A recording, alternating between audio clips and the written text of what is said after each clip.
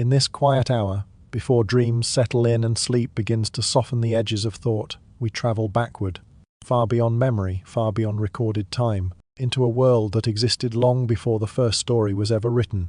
A world where rivers carved futures, where stars whispered secrets, and where small human communities stood at the threshold of something vast. Tonight, we step into the ancient cradle of civilization, into the soft, shifting sands of Mesopotamia, where the first cities rose, where writing was born, and where a group of leaders would one day be remembered as the Anunnaki. Not gods, not visitors from distant stars, but real people, whose names were carried into the future by memory, myth, admiration, and the gentle distortions of time. As you listen, allow the slow rhythm of ancient life to surround you. Imagine distant fires flickering in the dark, the quiet scribble of a reed on clay, the murmured discussions of early councils deciding the fate of their people. Let the past unfold at its own pace, soft, deliberate, unhurried. This is not a tale of drama or fear. It is a story for the calm hours, for drifting minds and resting hearts. A story about who the Anunnaki truly were, and why their memory lingers like a faint echo carried by the desert wind. So settle in, breathe slowly, listen gently, and allow yourself to drift into an older world. A world where humanity was just beginning to awaken. Night settles across a world untouched by cities, drifting over plains that stretch so far they seem to dissolve into darkness. The wind moves softly here, brushing against scattered grasses and ancient soil, carrying with it the faint scent of a land that has never known kings or borders. Under the vast sky, the earth lies quiet, as if suspended between breaths, waiting for a story that has not yet begun. The stars hang low and bright, clear enough to touch, their cold light falling upon a landscape that has remained unchanged for thousands of years. It is a world half asleep, unaware of the turning point that approaches from beyond the horizon. Small groups of people wander across this stillness, their movements guided by instinct more than intention. They follow herds, trace seasonal trails, and listen to the quiet language of nature. No written signs tell them where to go, no walls confine them. Their memories live only in spoken words carried from fire to fire, night after night. Yet even without knowing it, they walk across the early chapters of humanity's awakening. Each step presses into ground that will one day anchor cities, temples, histories, and legends. The darkness is gentle tonight, its calmness almost protective. Flames flicker in scattered camps where families rest beneath open skies. Their fires glow like small stars reflected on the earth, warm and fragile against the cold immensity above. The people gathered around them speak in low voices, their stories mixing with the crackle of burning wood. They tell of rivers they once followed, storms they survived, creatures that vanished into distant hills. Nothing they say hints at what is coming, yet something stirs beneath their simple words, a subtle tension, like the soft tightening of a bowstring. Above them, constellations form ancient patterns. They shimmer with a quiet invitation, a reminder that the world holds meanings still out of reach.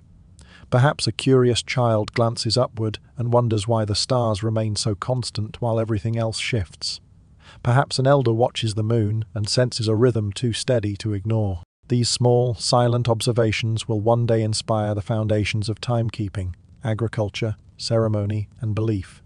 But for now, they simply drift through the minds of people who have not named them. The land itself feels patient, as though it knows that the seeds of change are settling. In the shifting sands and fertile river valleys, opportunities wait unseen. Wild grains bend in the breeze, offering the first hints of cultivation. Animals begin to trust the presence of human hands. Water carves paths that will soon become lifelines. The world is not changing quickly. It is preparing quietly, like a deep breath drawn before dawn. Something immense approaches, slow but unstoppable. Those who walk this ancient terrain sense only fragments of what lies ahead. A sudden cluster of plants growing taller than expected, a pool of water that remains even after the rains have gone, a sense that staying in one place a little longer might not be dangerous after all. These small choices will accumulate until wandering gives way to settlement. The first sparks of stability will flicker across this landscape, faint but persistent. Sleepy minds drifting through this story may feel the same stillness, the same anticipation, the sense that the world is about to reveal a hidden chapter.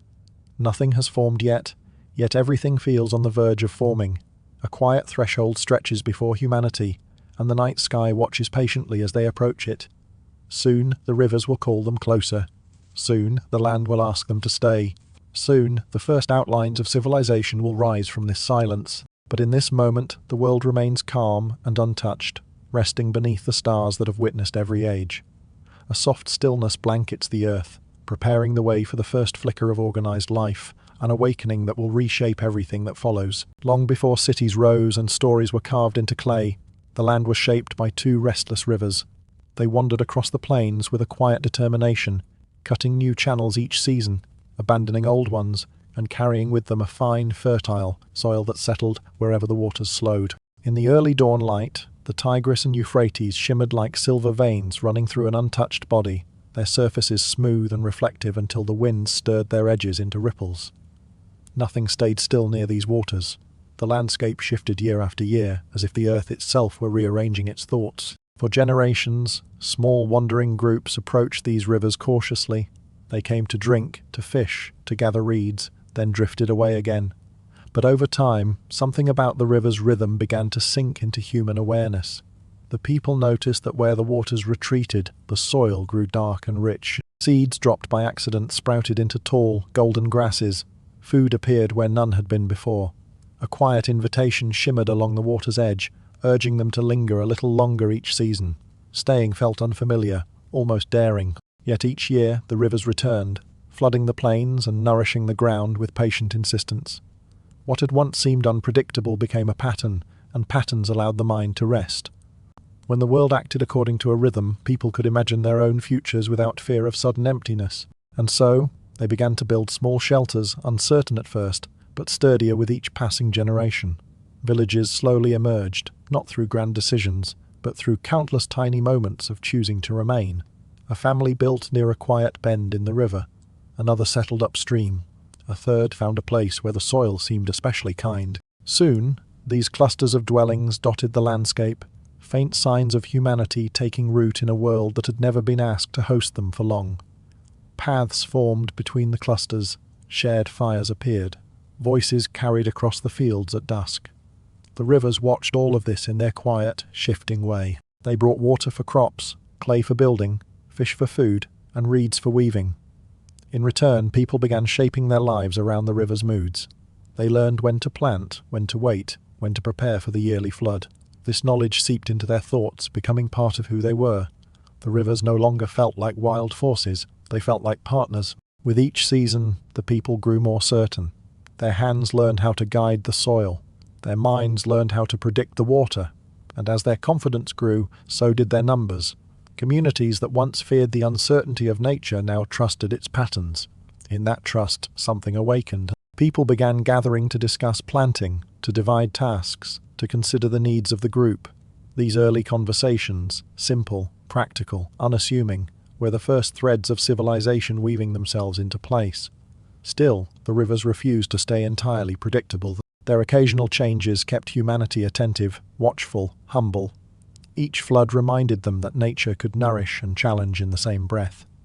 Yet it was precisely this delicate balance that shaped them into thinkers capable of leadership, organization, and myth-making.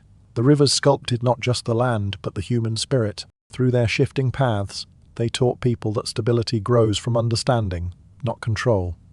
And so, in these river-fed plains, the foundations of future greatness settled quietly into the earth. Here, long before temples rose or kings claimed power, humanity discovered the possibility of permanence. The landscape hummed with potential, preparing for the emergence of the first leaders whose influence would echo across ages.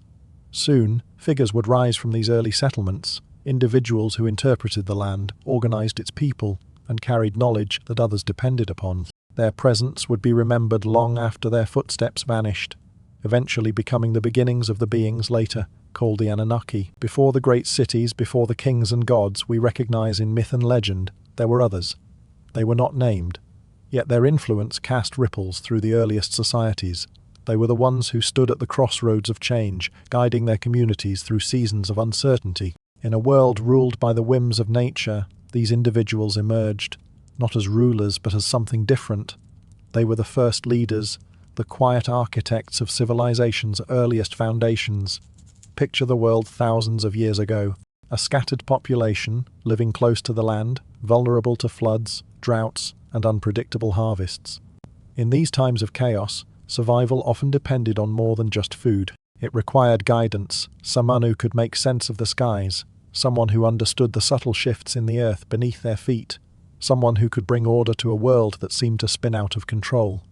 These early leaders were not gods, nor were they kings, at least not in the way we understand them now. They were simply individuals who could see patterns where others saw only chaos. They were the ones who could interpret the change of seasons, predict the movements of animals, and perhaps most importantly, mediate disputes within their communities.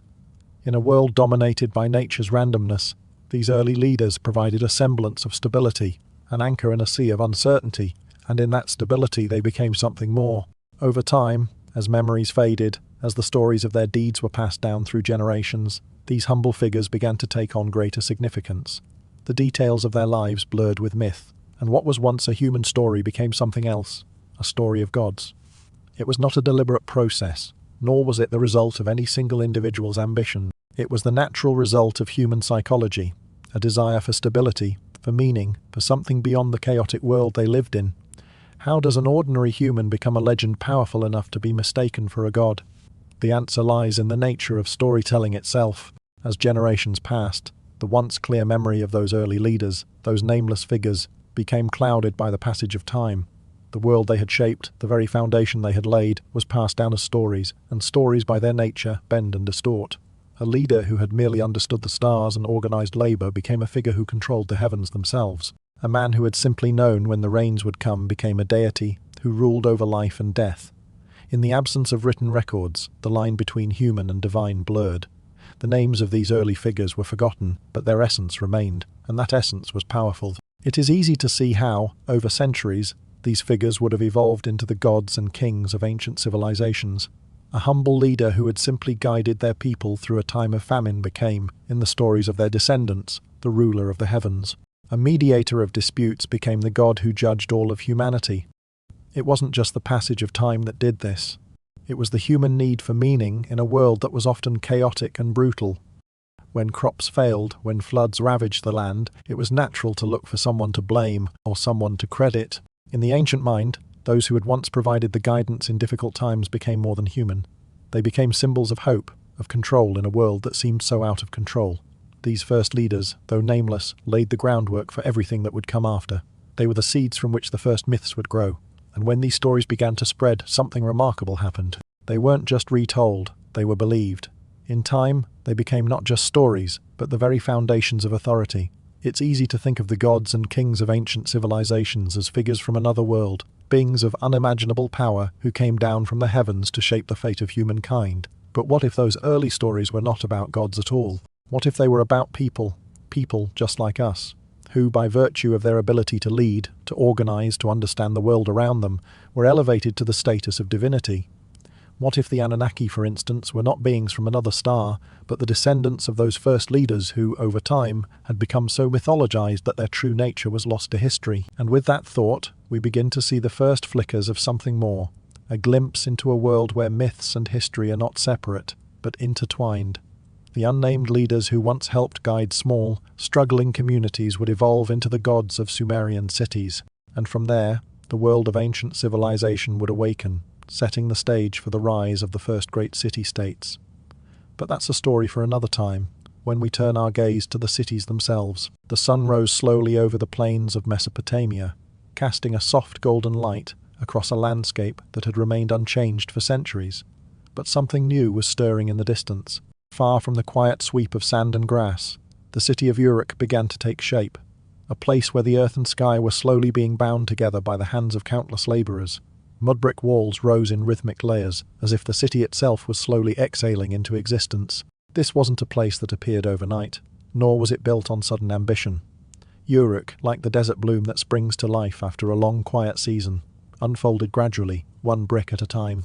At first glance, Uruk seemed like little more than a sprawling collection of homes and workshops, simple dwellings of reeds and mud, clustered together for warmth and protection.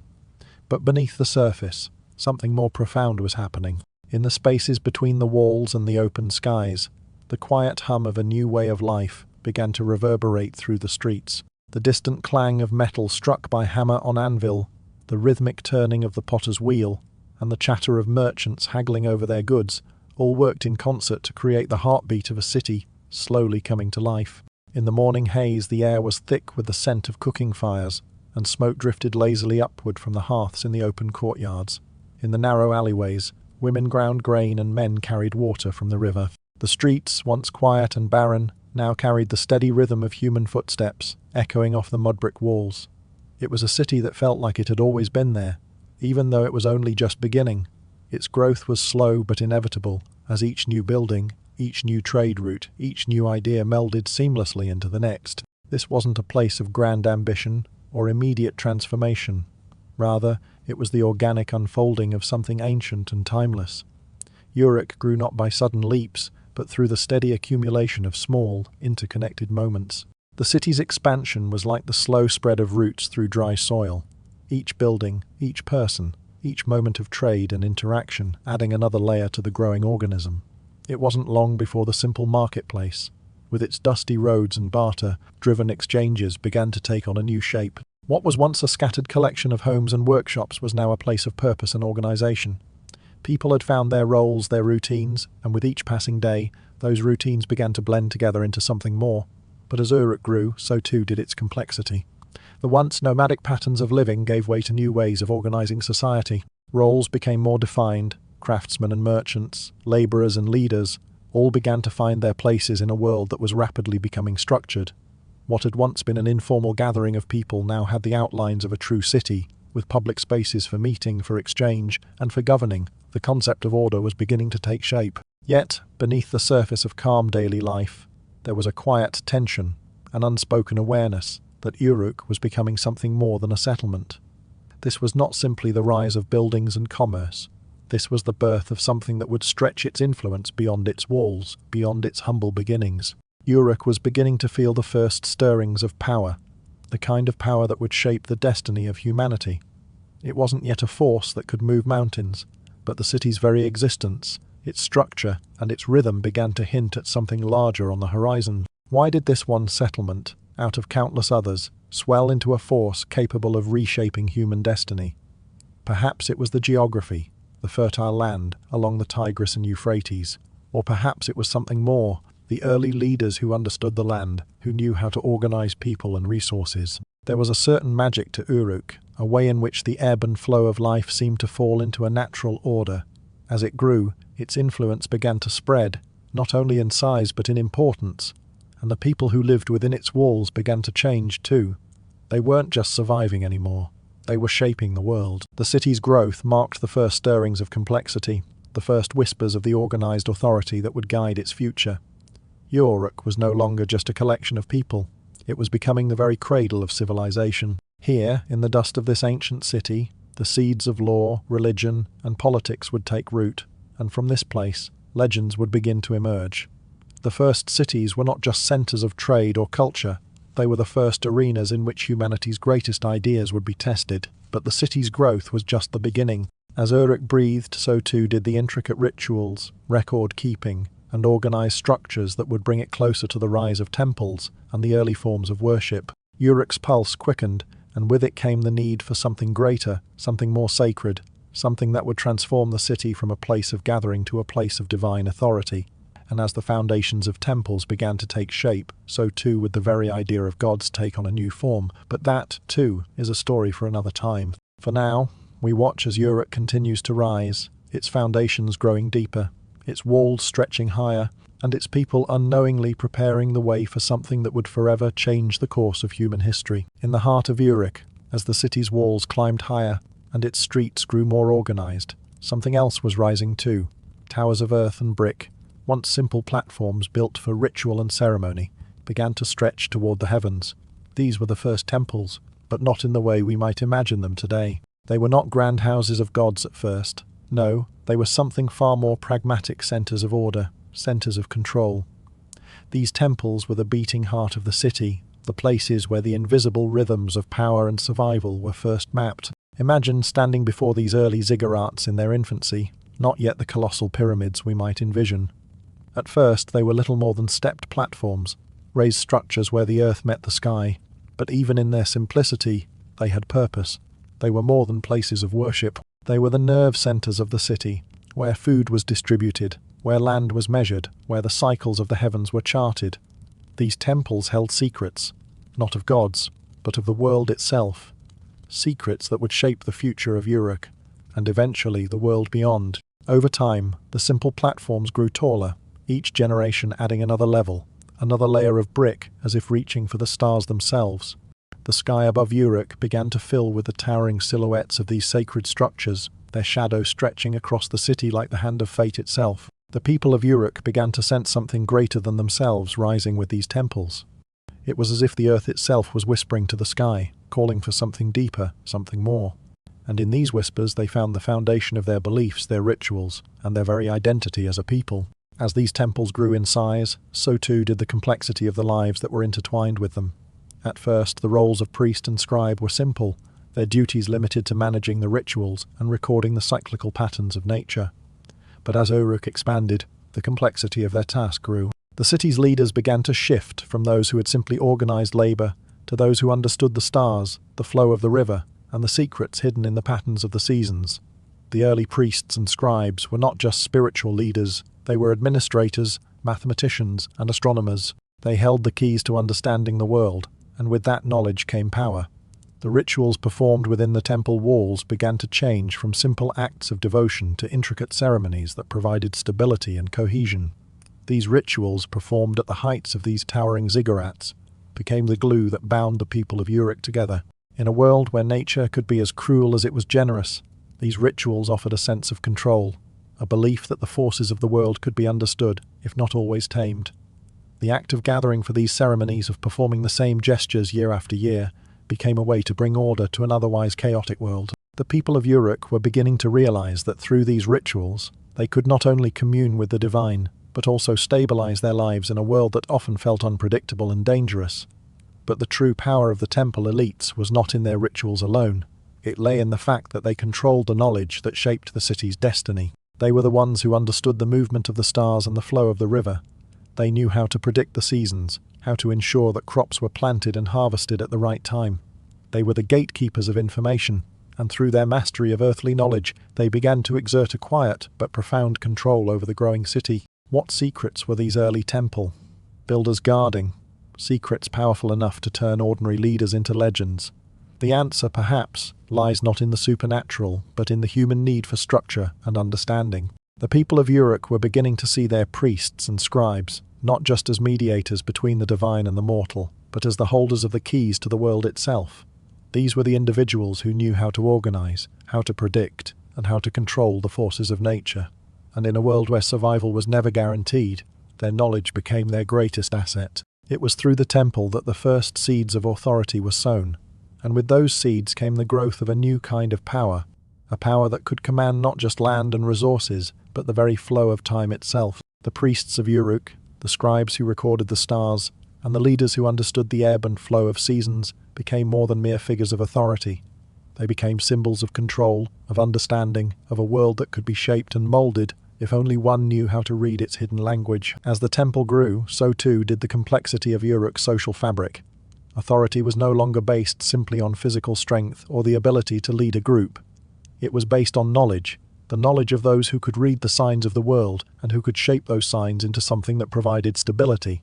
This subtle shift in power would be the foundation of something much larger. The rise of the temple marked the dawn of a new era in Uruk, a time when the gods were no longer distant, untouchable figures, but rather part of an ongoing dialogue between the celestial and the earthly.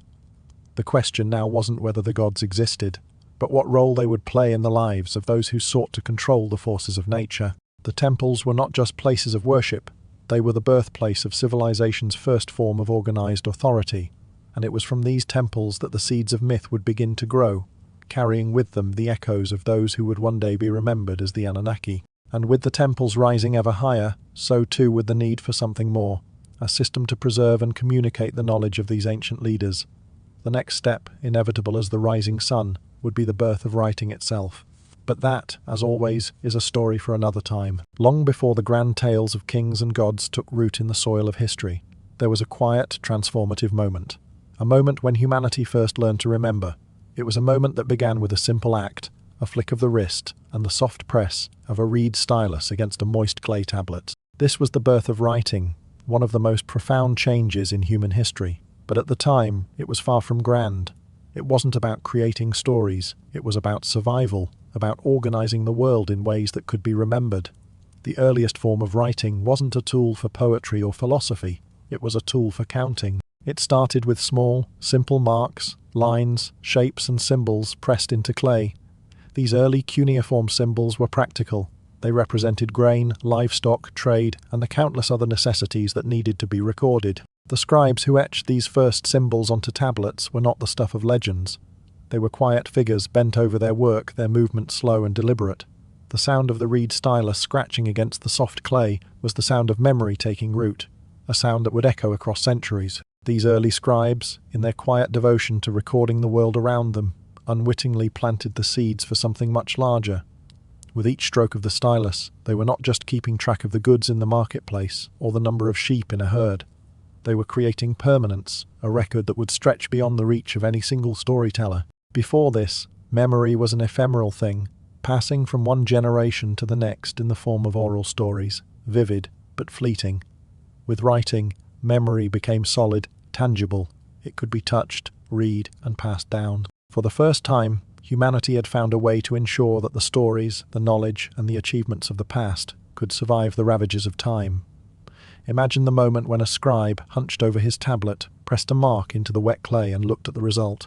It was a simple thing, a symbol for grain, perhaps, or a tally of livestock. But to the scribe, it was more. It was the beginning of something monumental. The written record was not just a reflection of the present, it was the doorway to a future where the past could be remembered, and with it, the people who had shaped it. As the practice of writing spread, so too did its influence. Those who could write, those who could interpret the symbols and preserve the knowledge, began to acquire a new kind of power. They were no longer just keepers. They became the interpreters of history, the guardians of memory. Through their work, they elevated themselves from mere scribes to essential figures in society. They were the ones who understood the flow of time, who could mark its passing in ways that could be felt long after they were gone. Over time, this shift in power became more pronounced. The names, deeds, and titles of the early leaders, those whose actions had once been spoken only in whispers, began to accumulate weight. The stories of these individuals, once fleeting and ephemeral, were now captured in symbols that would endure. The scribes were not just preserving the mundane details of everyday life. They were immortalizing the deeds of those who had shaped the world, and in doing so, they were setting the stage for something larger. What began as simple marks on clay tablets would soon transform the way the world remembered its greatest figures. Without writing, the names of those early leaders, the ones whose influence had been felt across the growing city of Uruk, would have faded into the fog of time, their achievements lost in the ever-turning cycle of generations. But with writing, those names were no longer bound by the limitations of spoken word. They could live on, long after the voices of the storytellers had faded away. The transformation from historical figures to legendary beings begins here, in the soft scratch of reed against clay. These early scribes, these quiet record keepers, were the first to ensure that the names of the powerful would survive. And among those names, hidden at first in the ordinary records of trade and agriculture, were the seeds of something much greater, the Anunnaki. These were the first figures whose identities could endure the passage of time. What was once the simple record of a king or a priest would, over generations, become the myth of a god. Through the act of writing, these individuals were granted a kind of immortality, their names etched into the clay, their legacies preserved for millennia to come. And so, the simple act of drawing lines on clay, an act born out of necessity, became the very foundation of memory itself.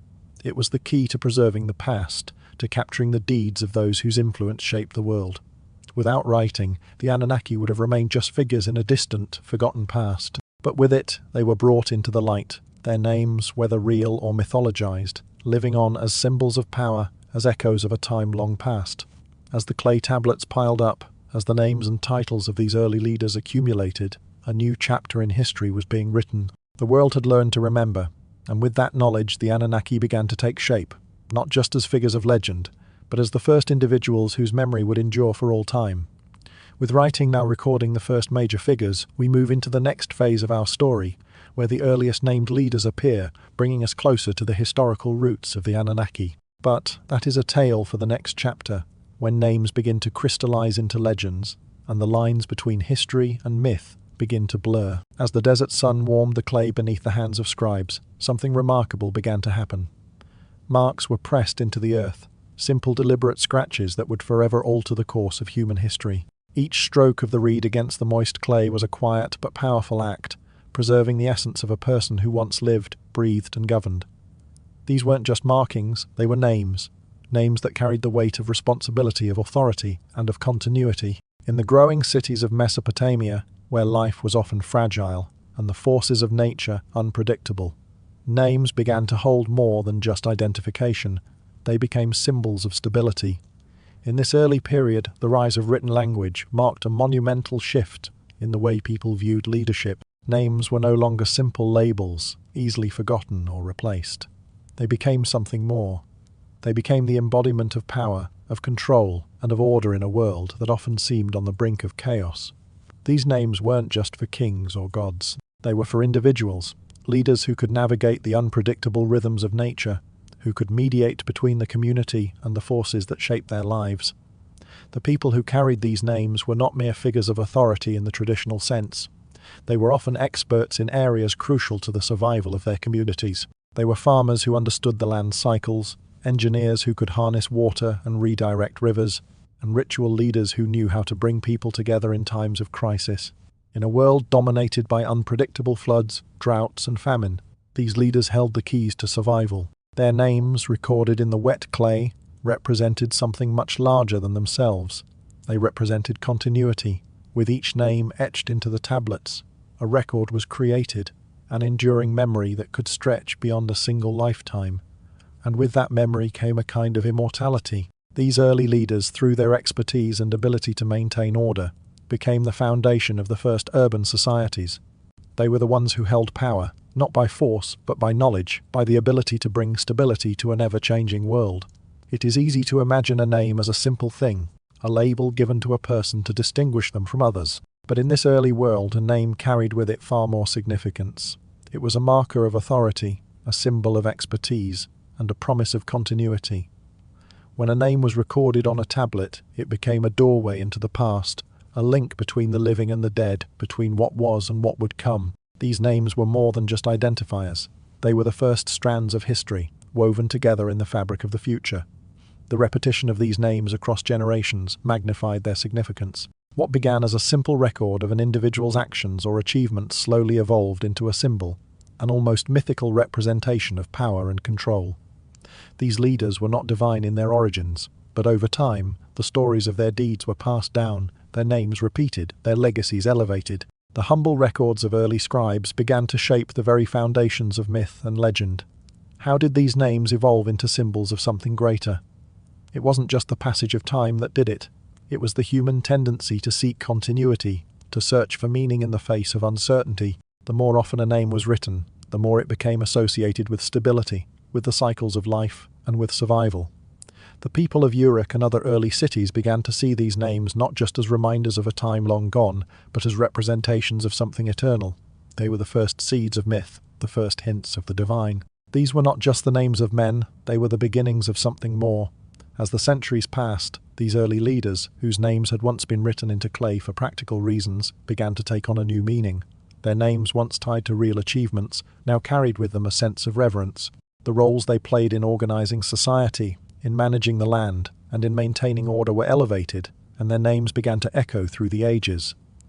What began as the practical need to record the daily life of a growing city became the foundation for the legends that would follow. The leaders who had once been remembered only for their ability to control water or organize labor were now being transformed into something more. They were becoming the Anunnaki, the first figures whose names would endure not just as records of their time, but as the very essence of power itself. When did a name stop being a simple label and become a doorway into legend? The answer lies in the quiet, deliberate strokes of the scribe's reed. With each mark, each name preserved in the clay, a new chapter in human history was being written. And in the echoes of these names, we can hear the faint whispers of those who would come to be remembered, not as mere mortals, but as gods.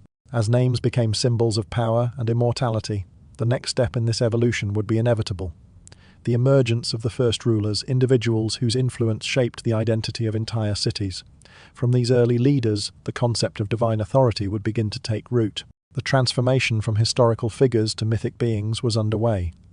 And in the next section, we will see how these first named leaders began to define the cities they ruled, and how their names would become the foundation of legends that would outlast them all. Before the title of king ever existed, there were leaders who walked a path all their own. In ancient Sumer, these individuals were called Phaenci, or Philugal, terms that carried a weight of authority, but not yet the divine glamour that would later envelop kings. Their power was real, but it was still grounded in the human world, not yet elevated to the heights of myth. These were the rulers who shaped the early cities, who tamed the land and the river, who created order from the chaos that the world so often presented. These early rulers were not kings in the traditional sense, nor were they gods. They were organizers, figures who commanded respect not by birthright, but through skill, wisdom, and a profound understanding of the world around them. They were the ones who organized irrigation, controlling the flow of water that would feed the fields and ensure the survival of their people. They directed trade routes, connecting distant cities and peoples, and they were responsible for the flourishing of the temple economies that drove early Sumerian society. At the same time, they mediated conflicts between clans, using their wisdom to maintain a fragile peace. In their presence, the chaos of a constantly shifting environment seemed to settle. The unpredictable river floods, the scarcity of food, and the struggles between competing factions were transformed into challenges to be managed, not uncontrollable forces to be feared. The rulers of this early age were calm, resolute figures. Their power wasn't simply given to them by birth or inheritance, but was earned through respect for their ability to understand, to organize, and to bring stability to a land that was often as uncertain as it was fertile. They held power, but it was a power forged through their actions, not an inherited mantle of divine right. Over time, these rulers began to take on greater responsibilities. At first, they were administrators, pragmatic figures whose chief concern was the survival and growth of their communities. But as the complexity of Sumerian society grew, so too did the scope of their influence. Their roles expanded, first as administrators of cities and their resources, then as ceremonial figureheads, and finally as symbols of cosmic order. Their decisions shaped the flow of daily life, and their presence gave the people something to rely on in a world where little else seemed certain. As these figures became more central to the organization of the cities, they also began to be seen in a different light. Their roles, initially grounded in practical leadership, began to take on a deeper, more symbolic meaning. Over time, the people began to speak of these rulers not just as men of power, but as chosen ones, individuals whose authority was seen as linked to forces beyond ordinary human understanding. Their connection to the land, to the river, and to the cycles of nature itself came to be viewed as something sacred, an understanding that could not be easily explained, but was felt deeply. In time, their names began to be associated with cosmic order. They were not just rulers, they were seen as living embodiments of the forces that governed the universe. As these rulers' names and stories spread from one generation to the next, something subtle but powerful began to take shape. The seeds of the Anunnaki identity were planted. These rulers, who had once been seen simply as leaders of men, began to be remembered as beings apart, figures who had transcended the ordinary. The line between mortal and divine blurred, as their stories were passed down, growing more elaborate with each telling. What began as a recounting of real deeds, of irrigation projects, trade agreements, and conflict resolutions, gradually evolved into a narrative of individuals connected to the heavens, beings who were not just men, but something greater, something eternal. It is here, in this slow shift, that we begin to see how the legends of the Anunnaki might have been born. These early leaders were revered not just for their actions, but for their ability to manage the forces of nature and the complexities of society. Over time, their influence, so immense in its day, came to be understood as something that transcended their humanity. They became the stuff of myth, figures whose earthly deeds were recast as divine actions. The myths of the Anunnaki, with their stories of sky, descending gods, may have been rooted not in the arrival of otherworldly beings, but in the growing reverence for these extraordinary early rulers, individuals who walked before kings and whose influence would ripple through history, leaving a legacy that would eventually be woven into the very fabric of myth. Who were these rulers whose influence was so immense that later generations believed they were not entirely human? They were the ones who mastered the natural world, who brought stability to chaos, and whose actions shaped the destiny of an entire civilization. They were the rulers who walked before kings, whose names would become the foundation of a legend that would endure for millennia. As their stories continued to evolve, the mythic transformation began to take hold. These first leaders, who shaped the identity of cities like Uruk and Sumer, would eventually become more than historical figures. They would become the Anunnaki, the divine beings whose names were remembered long after their time had passed. But before they were mythologized, before they were raised to the heavens, they were just rulers, sitting in the shadows of the city gates, quietly shaping the future. And as their names grew in stature, so too did the power of the families from which they came. The next chapter in this journey introduces the dynasties that would weave their names into the very fabric of Sumerian myth, as the first multi-generational lines of leadership were established. These families would become the legacy of the Anunnaki, their names echoed through history as symbols of both power and divinity. But that story, too, is just beginning. As the cities of Sumer expanded and their populations grew, so too did the demands of leadership. The once simple tasks of organizing irrigation or managing trade became ever more complex, requiring not just capable rulers but stable successions, leaders who could guide the city through generations. In response to this need for continuity, families began to rise, their influence growing like quiet threads woven through the fabric of time. These early dynasties weren't born overnight. They were forged slowly, through generations of leadership, accumulation of resources, knowledge, land, and perhaps most importantly, ritual authority. Over the centuries, the names of these families began to appear more and more often on the clay tablets, recorded again and again by the scribes whose task it was to preserve the memory of the past. These names formed chains, long sequences of generations, each linked to the other by a thread of power and continuity. In a world where the unknown ruled, where survival often depended on factors beyond human control, the simple act of family continuity became something extraordinary. It wasn't just that these families held power, it was that their names endured across generations. They became fixtures in the landscape of time, their legacy stretching across centuries. In the mind of the people, this endurance of family was something almost supernatural. The repetition of a name, appearing not once, not twice, but again and again, across 5, 10, or more generations, created the illusion of immortality. To the people of Sumer, these families, whose names seemed to echo through the ages, were not just human, they were eternal. The idea of a family line enduring across time, surviving the ebb and flow of history, spoke to something deeper, something divine. The simple fact that these families could persist while others rose and fell seemed proof of their connection to forces beyond ordinary understanding. This perception of continuity was not merely a matter of longevity. It tapped into a deep-seated human desire for meaning, for stability in an unpredictable world. When a family's name was repeated over generations, it suggested something more than just survival. It suggested that the family was fine, chosen, that it was protected by unseen forces, perhaps even by the gods themselves. There was something almost sacred about these family lines. They carried not just the weight of land or wealth, but the weight of time, the weight of heaven. In the quiet repetition of names, the seeds of myth were planted. What began as a record of generational leadership, of practical succession, slowly transformed into something more. The concept of immortality, so central to human desire, began to take shape in the minds of the people. These families were no longer just the rulers of cities.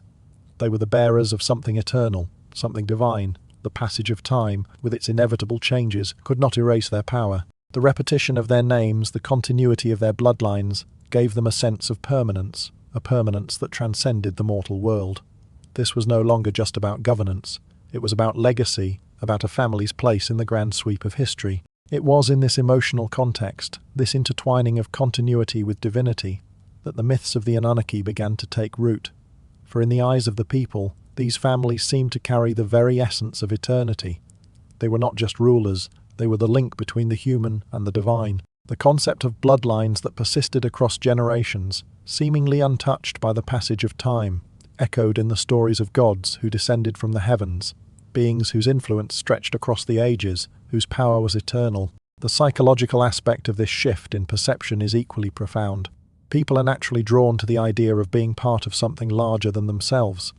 A family whose name had endured through the centuries began to be seen as a living embodiment of that desire, a living connection to the past, a bridge to the divine. Families that seemed to hold the weight of heaven on their shoulders were not just figures of political power.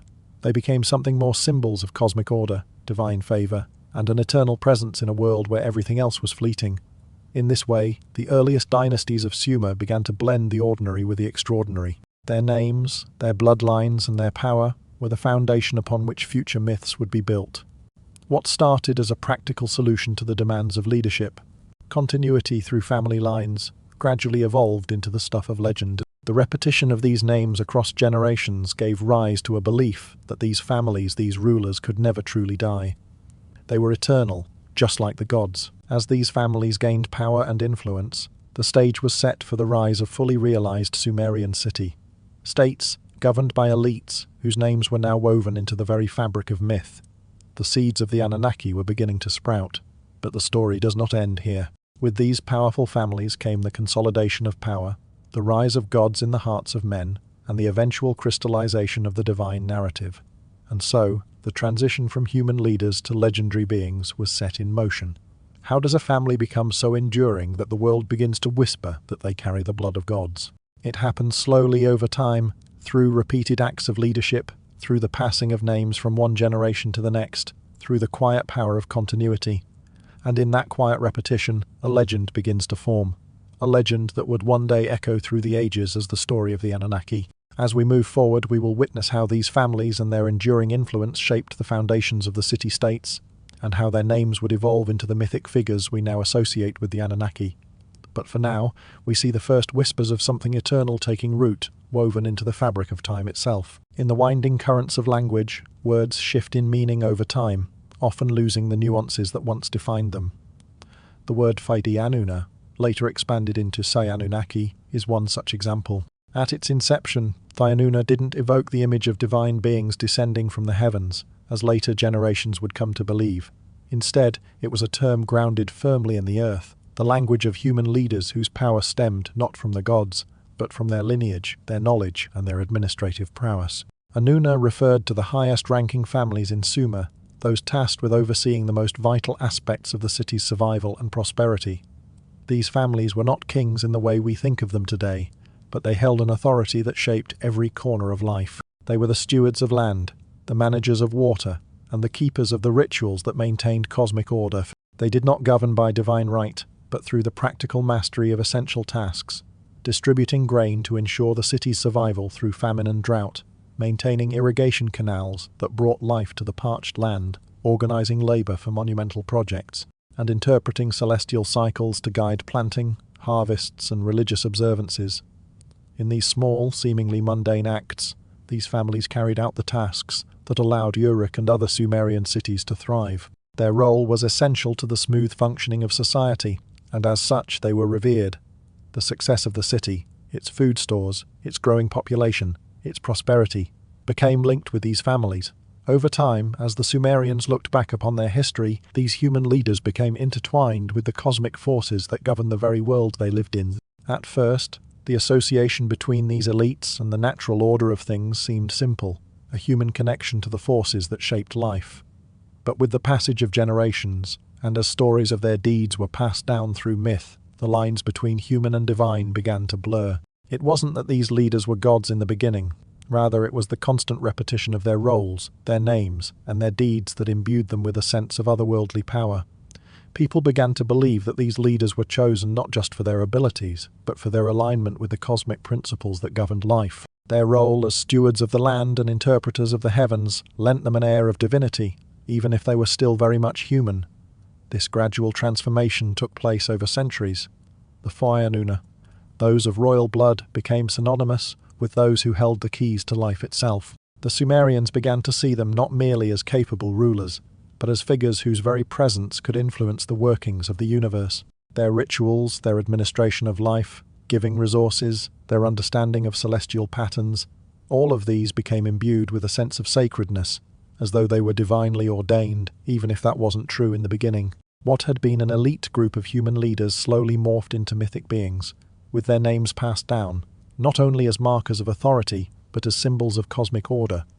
This linguistic shift is at the heart of how the Anunnaki were transformed in later generations' minds. In time, the human rulers whose names had been written in clay to record the cycles of the river or the distribution of grain became the very same figures described in myths, as gods descending from the heavens. They were no longer seen as mere mortals who had once ensured the survival of Uruk. They were elevated to cosmic beings whose influence extended far beyond the earthly realm. But it is important to remember that the Anunnaki were never conceived as gods in their original form. They were revered humans, descendants of respected families, whose mastery over the natural world was seen as divinely sanctioned.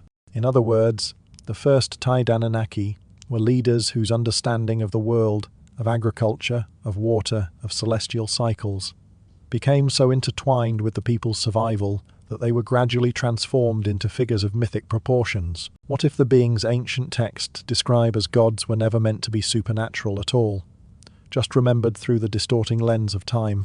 This question leads us to the realization that the evolution of the Fodi Anunnaki, from revered human leaders to divine beings, was a slow, gradual process fueled by the passage of generations, the need for continuity, and the human desire to connect with the forces that govern their lives. The idea of divinity came not from a sudden divine descent, but from the repeated actions of those who seem to understand the natural world better than anyone else. In the next section, we will see how these human elites began to consolidate their power, and how their influence grew so immense that their roles expanded beyond practical governance. As they became symbols of cosmic order, the Phi Anunnaki were no longer just the rulers of cities. They were seen as the very embodiment of the forces that shaped the universe. Their power began to transcend the human realm, and their influence would echo through generations, slowly taking on the shape of gods. For now, the word Phivi Anunnaki, once a simple label for human leaders, has begun its transformation. What started as a term for those of royal blood would soon become synonymous with divine power, forever changing the course of human history. Inside the cool, shadowed rooms of Sumer's temple complexes, decisions were made that would shape the course of entire cities. These were not places of grand speeches or dramatic confrontations. Rather, they were quiet spaces where the elite gathered in stillness, their thoughts heavy with the responsibility of the people who looked to them for guidance. These councils, made up of administrators, priests, and land-holding families, formed the backbone of what would later be remembered as the Phaidi Anunnaki. Theirs was a power not born of spectacle, but of quiet deliberation. The temple itself was the nerve center of the city, a place where sacred rituals met the needs of the everyday. But beyond the incense and the chants, it was here, in the rooms beneath the towering ziggurats, that the most crucial decisions were made. Water had to reach the fields. Trade routes had to remain safe. The agricultural cycles, so tied to the rhythms of the moon and stars, had to align perfectly for prosperity to follow. The councils oversaw all of this, working in harmony with the celestial patterns that governed the seasons and the movements of the heavens. Their authority was profound, yet subtle. Unlike kings or generals, these leaders did not wield power through military conquest or flamboyant displays of strength. They wielded influence through knowledge of the land, of the river, of the skies above, and the earth below. They understood the delicate balance that allowed a city to flourish, and they acted as mediators between the forces of nature and the people they served. It was a quiet, invisible kind of power, one that shaped every aspect of Sumerian life, from the distribution of grain to the dispensing of justice. But, as time passed, the connection between these councils and the prosperity or suffering of the city became ever more profound. When crops flourished and the people thrived, the names of the council members were praised.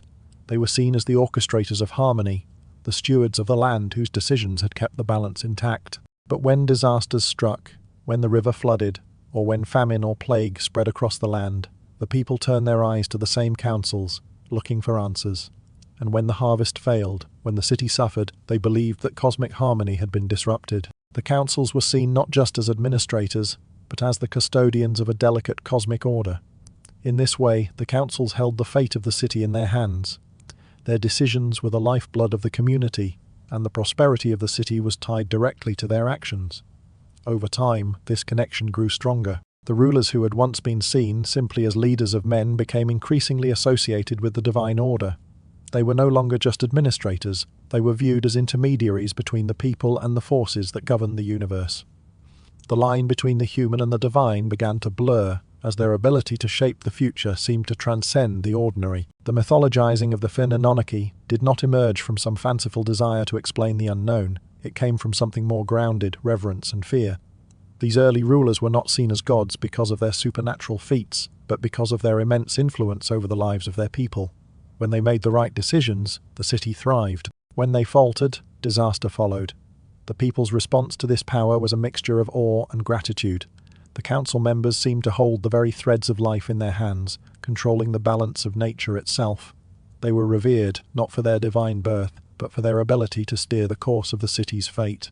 Who were these quiet decision makers whose influence reached so far that later generations mistook them for a divine assembly? The answer lies not in the grandeur of their actions, but in the quiet reverence with which the people viewed them. They were the unseen forces who ensured that the river flowed, the crops grew, and the heavens remained aligned with the rhythms of the earth. Over time, their actions became mythologized, their human nature forgotten, and they became gods in the eyes of the people, not because they descended from the heavens, but because their role in maintaining the order of the world felt nothing short of divine. This slow process of deification, rooted not in fantasy, but in real influence, marked a pivotal shift in the way the Fodi Anunnaki were viewed. As the councils became more sophisticated, their connection to the heavens would only deepen. The next chapter in their rise would see these human elites further entangled with the celestial patterns they had long observed. Their decisions, and their very identity, would become more closely tied to the stars, the moon, and the divine forces that govern the cycles of the earth. As we move forward, we will explore how these councils, these rulers who once sat quietly beneath the temples, came to be seen as celestial beings, their power elevated not through fantasy, but through the deep reverence that grew from their connection to the cosmic order. The stage is set for the Fodi Anunnaki to transcend their mortal roots and take on the mantle of divinity, their influence stretching across the heavens as well as the earth. But that, as always, is a story for the next chapter. The night sky over ancient Mesopotamia was a vast, silent sea of stars, a cosmic tapestry that seemed to stretch beyond the limits of imagination.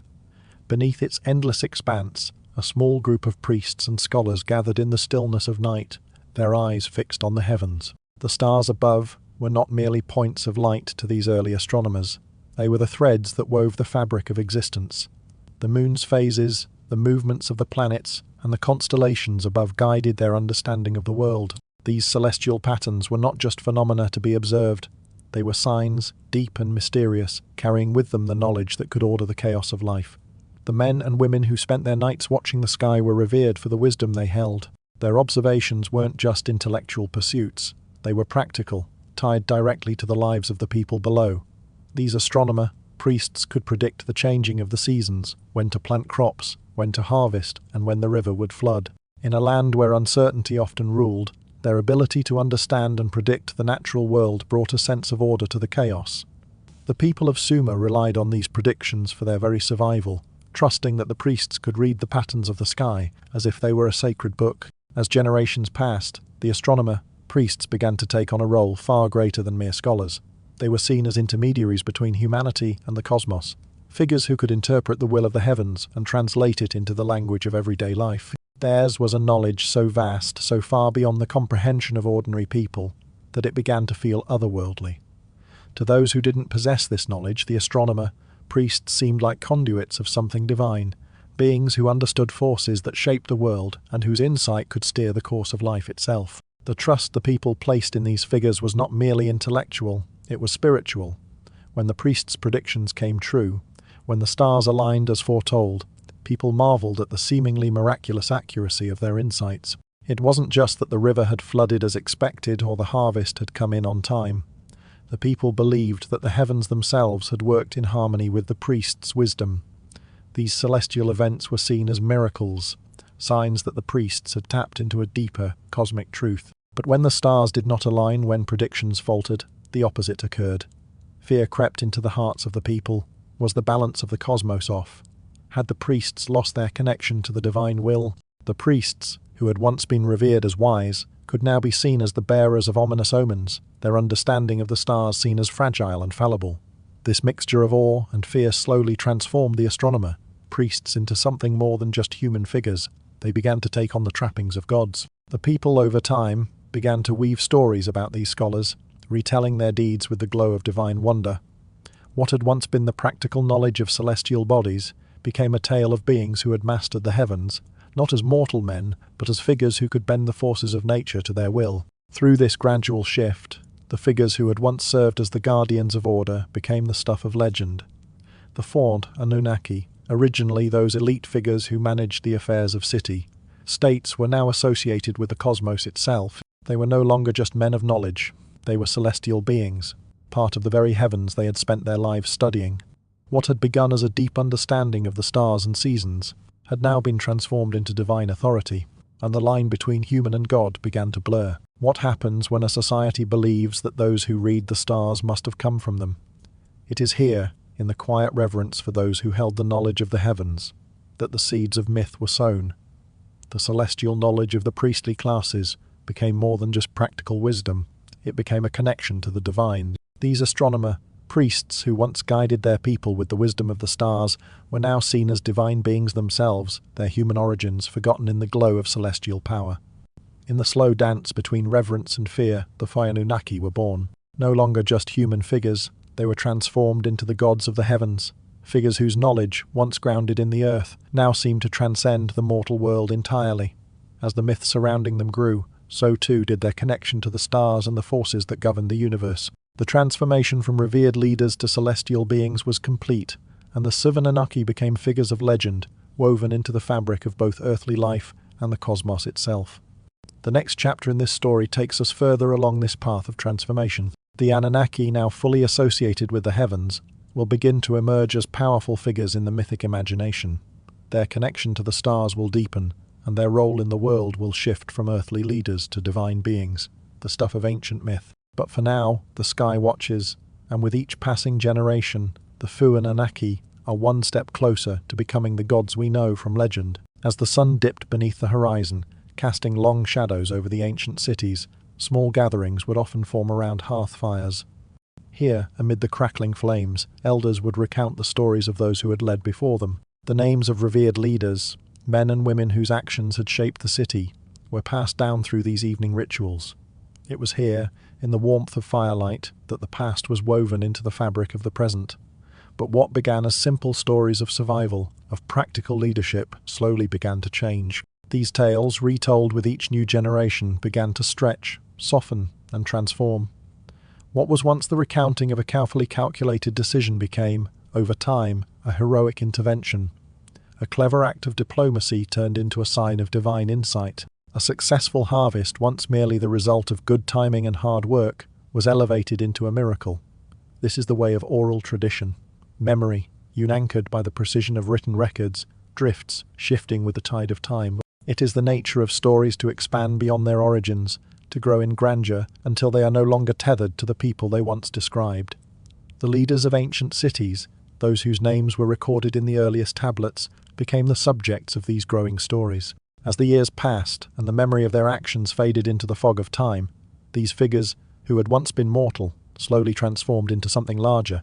Their roles, initially grounded in the practicalities of governance, became the stuff of legend. These transformations were not the result of deliberate invention. Myths are not always born from conscious creation, but from emotional need. People want to believe that their ancestors were extraordinary, that they were chosen, that they were touched by higher wisdom. They need to feel that their leaders were not simply ordinary humans, but figures of destiny, sent to guide them through the trials of life. And so, with each retelling, the stories of the early rulers grew taller, their human qualities blurred, and their accomplishments took on a sheen of divinity. It is in this softening of memory, this natural drift from the mundane to the extraordinary, that the first Anunnaki were born. These leaders, who had once been revered for their wisdom and leadership, became figures larger than life, their actions amplified by the reverence and admiration of those who followed them. What was once a practical and real leadership, focused on water distribution, agricultural cycles, and maintaining social order, became the foundation of something grander. These leaders were no longer just men and women who had guided their cities through difficult times. They were the chosen ones, touched by the divine, whose actions were seen as signs of cosmic favor.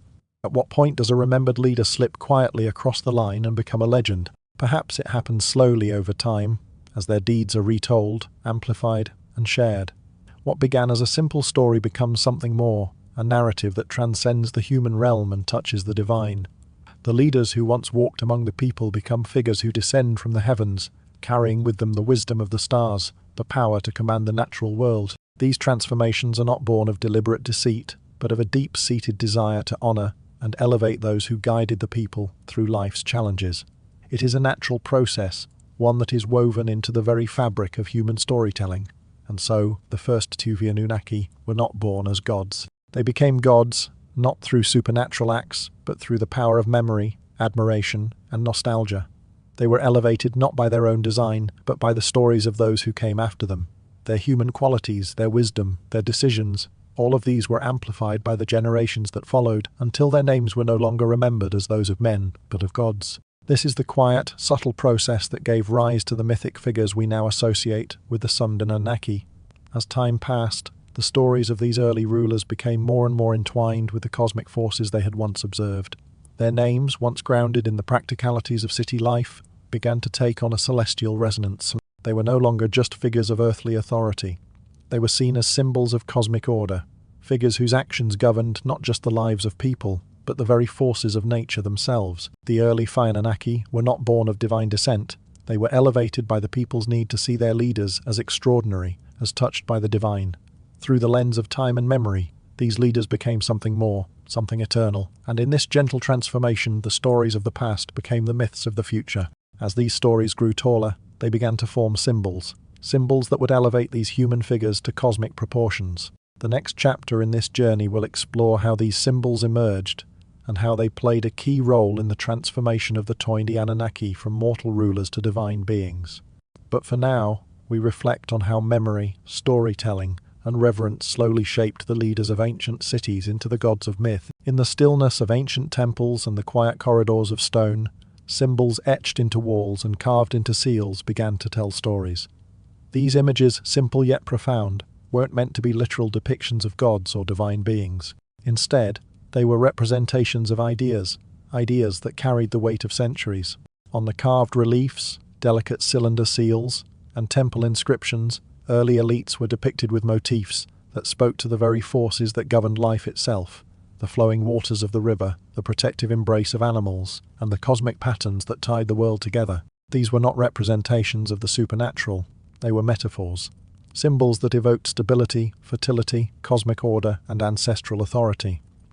Through them, the leaders of ancient cities were visually connected to the principles that shaped the natural world. In these early artistic expressions, rulers were often shown wearing a horned crown, symbolizing their power and connection to higher forces. Others were depicted near celestial discs, symbols of the heavens above. These symbols were not meant to suggest that the rulers themselves were divine beings. Rather, they were representations of the rulers' roles in maintaining the cosmic balance, their authority tied to the forces of nature, the land, and the skies. These motifs represented an ideal, a connection to something greater, rather than a literal claim to godhood. But as time passed, and as these symbols were passed down through generations, their meanings began to shift. The people who viewed these images no longer had the context to understand their original intention. What had once been a metaphor, a visual shorthand for power and cosmic order, became something else entirely. A ruler depicted with a horned crown, originally a symbol of authority and divine favor, came to be seen as a horned god. Similarly, a noble standing beside a celestial disk, once a symbol of their earthly connection to the heavens, was now interpreted as a sky-born being descended from the stars themselves. This gradual transformation was not the result of conscious invention, but of misinterpretation over time. The images that had once served as powerful metaphors were now seen through a different lens, a lens shaped by the growing reverence for these early leaders.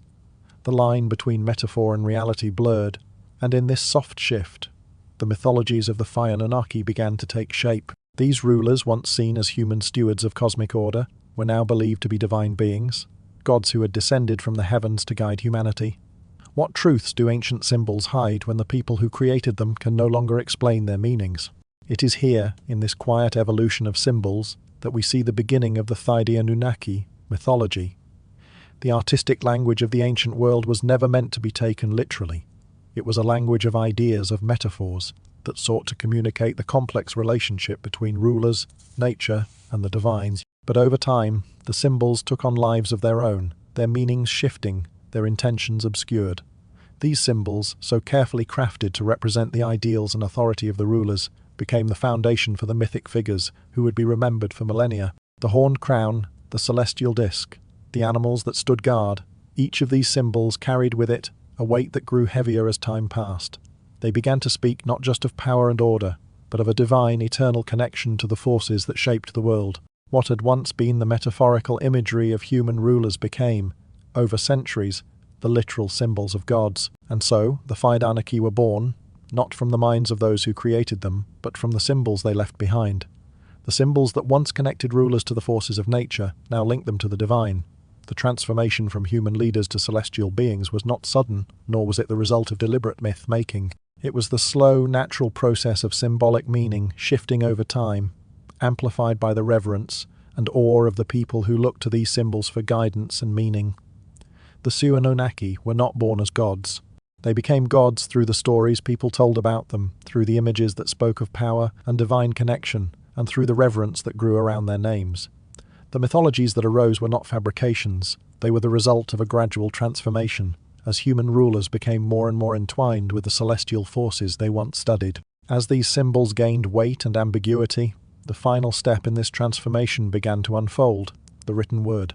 The scribes, with their ability to preserve memory, would begin to immortalize these figures in written myth. What had once been symbols of human leadership would now be woven into the fabric of legendary storytelling, completing the transition from mortal leaders to divine beings. But that, as always, is a story for the next chapter. For now, we reflect on the quiet evolution of symbols, how they moved from representing power to becoming the very language of the divine. The 40 Anunnaki had already begun their journey from human leaders to celestial beings, and the final steps of that transformation lay ahead. In the quiet, dimly lit rooms of ancient scribes, the air was thick with the soft, rhythmic sound of reeds pressing into wet clay. The scribes, seated in their calm sanctuaries, held the power to shape history, not with the sword or the crown, but with the gentle stroke of their tools. It was here that the myths of the Suvdi Anunnaki were crafted, reworked, and solidified into the stories we now know. The scribes were more than mere record keepers, they were the architects of immortality. At first, these scribes copied older tales, preserving the words of their ancestors. But as time passed, their work grew more complex. They began to reorganize fragmented traditions, weaving together disparate pieces of history into cohesive narratives. Sometimes, they merged multiple figures into one, a single composite being who carried the traits of many leaders, combining the attributes of multiple rulers into one exalted figure. These small, quiet decisions had a profound effect. What had once been several different historical figures now became a singular mythic entity, representing an idealized version of leadership and authority. Through their hands, the scribes transformed ordinary historical elites into legendary beings. A king who once ruled for a short, mortal span now had an immortal lifespan, untouched by time. Leaders who had served as wise administrators were now seen as having cosmic duties, their power extending beyond the earthly realm. These small changes, these shifts in the scribes' words and interpretations, slowly solidified into the myths we now associate with the 40 Anunnaki. The supernatural attributes they assigned to these figures, celestial origins, divine missions, were not the result of ancient divine encounters, but rather the product of careful, evolving myth. Making, the scribes' work was not an act of invention for invention's sake. It was driven by the need to preserve, to elevate, and to immortalize. These early myths did not originally intend to describe literal gods. Instead, they told the stories of idealized ancestors, figures who embodied the wisdom, power, and continuity that the people revered. The scribes did not aim to create gods from thin air. They sought to honor those who had led their people and shaped the world. The process was slow, almost imperceptible, but over time, the stories of these leaders were woven into something greater than their original lives. It was through these scribal choices, through the careful act of rewriting and reinterpreting, that the 40 Anunnaki came into being, not as literal gods, but as legendary figures whose authority extended beyond the boundaries of life. The scribes gave them eternal lives, celestial duties, and divine origins, because that was how the people wished to remember them, not as mere mortals, but as symbols of power that transcended time. These legends were not fabricated out of thin air. They were born from the desire to honor and elevate, to ensure that the names of the greatest rulers would endure, even if their bodies had long since turned to dust. How much of what we call ancient myth was shaped by the quiet decisions of a few hidden scribes? The answer, as we see here, is a great deal. These scribes, often working in isolation, held the power to decide which stories were told and which were forgotten. They shaped the very identity of the 40 Anunnaki, transforming them from human leaders into cosmic beings, from respected administrators to divine rulers. The work of these scribes was not about creation in the traditional sense. It was about preservation, about carefully selecting the pieces of history that would survive and be remembered. Over generations, these stories, shaped by the hands of countless scribes, became the foundation of the Sodi Anunnaki mythology. The scribes did not invent gods. They preserved the stories of the revered ancestors, amplifying their qualities and ensuring their names would echo through time. What was once history became myth. What was once human became divine. And through it all, the quiet work of the scribes continued, ensuring that the leaders of the past would live forever in the pages of clay. As the myth solidified, as the scribes immortalized these figures, the Anunnaki became something more than mere stories. They became the foundation of the divine narrative. But the journey of these legendary beings is far from over. The next chapter takes us into the written epics, where the Anunnaki would emerge in full force, their stories immortalized in the great works of ancient literature, particularly in the high epic of Gilgamesh. But for now, we see the first steps of their transformation, from human leaders to divine figures, written carefully, one symbol at a time, into the clay of history. Imagine the flicker of a fire casting long shadows in a dimly lit room. Around that fire, voices rise and fall in rhythm, spinning tales that have already passed through countless generations, their origins lost to time. These stories, woven into the fabric of ancient Mesopotamia, were not created for entertainment as we understand it today. They were something far more profound. They were vessels carrying cultural memory, preserving the lessons of the past, and echoing the great events that had shaped the lives of the people. The words spoken around those fires weren't just about kings and gods. They were about the very principles that governed the world, truths and ideals that shaped the course of civilization. In these ancient epics, the Anunnaki were not described as the supernatural, all-powerful beings we might imagine from later mythologies. Instead, they were presented as ancestral figures, wise elders or guardians who watched over humanity. In the earliest versions of these stories, the Anunnaki were depicted as council members, seated in judgment or offering their wisdom to the world. They were rarely portrayed as gods descending from the heavens, but rather as figures whose authority was so deeply woven into the fabric of the world that it seemed to shape reality itself. Their presence was not an intervention in the physical world, but a guiding hand that held the cosmos together.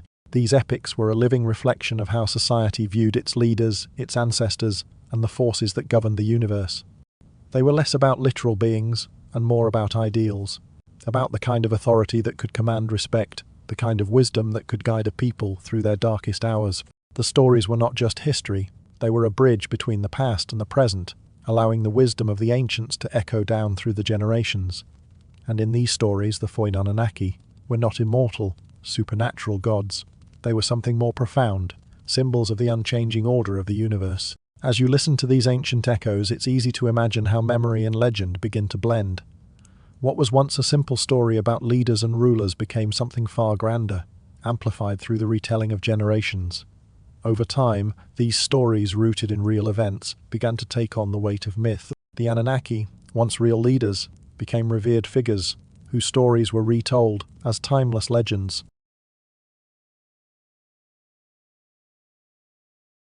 What ancient truths hide within stories that were already old when the pyramids were young? The answer lies in the ways these stories have been shaped by the hands of countless generations. What began as cultural memory became something more, a shared mythos, a lens through which the people viewed the world and understood their place within it. The ancient Sumerians didn't merely tell stories.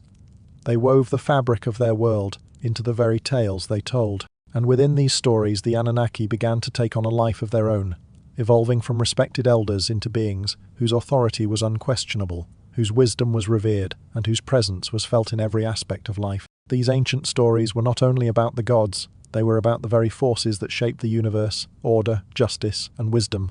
The Anunnaki were a reflection of these principles, and as their stories evolved, so too did their status. The epics that carried these tales weren't just about gods. They were about how humanity had come to understand the forces that governed their lives, how they had learned to live in harmony with them, and how, through the passage of time, those forces had become woven into the very fabric of myth. The earliest Sumerian epics are not simply stories of gods and kings. They are reflections of how human beings understood their world, their place within it, and the forces that guided them.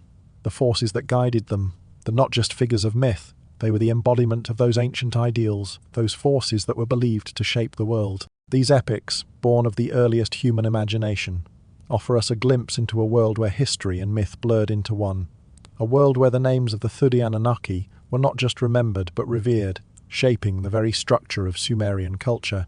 Now that we've touched on these earliest epics, we turn to the most famous of them all, the Suvdi epic of Gilgamesh. This timeless story will show us how the Suvi Anunnaki are woven into the fabric of Sumerian mythology, elevating them to a new level of significance.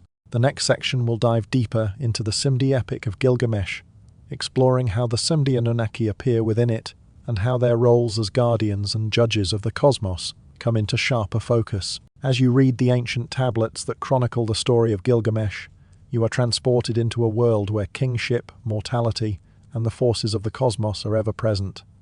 Each tablet is etched with scenes of power, struggle, and a deep, quiet wisdom. Amid these scenes, a familiar presence emerges, the Suvdi Anunnaki. But in the fire epic of Gilgamesh, they do not appear as towering gods with otherworldly powers.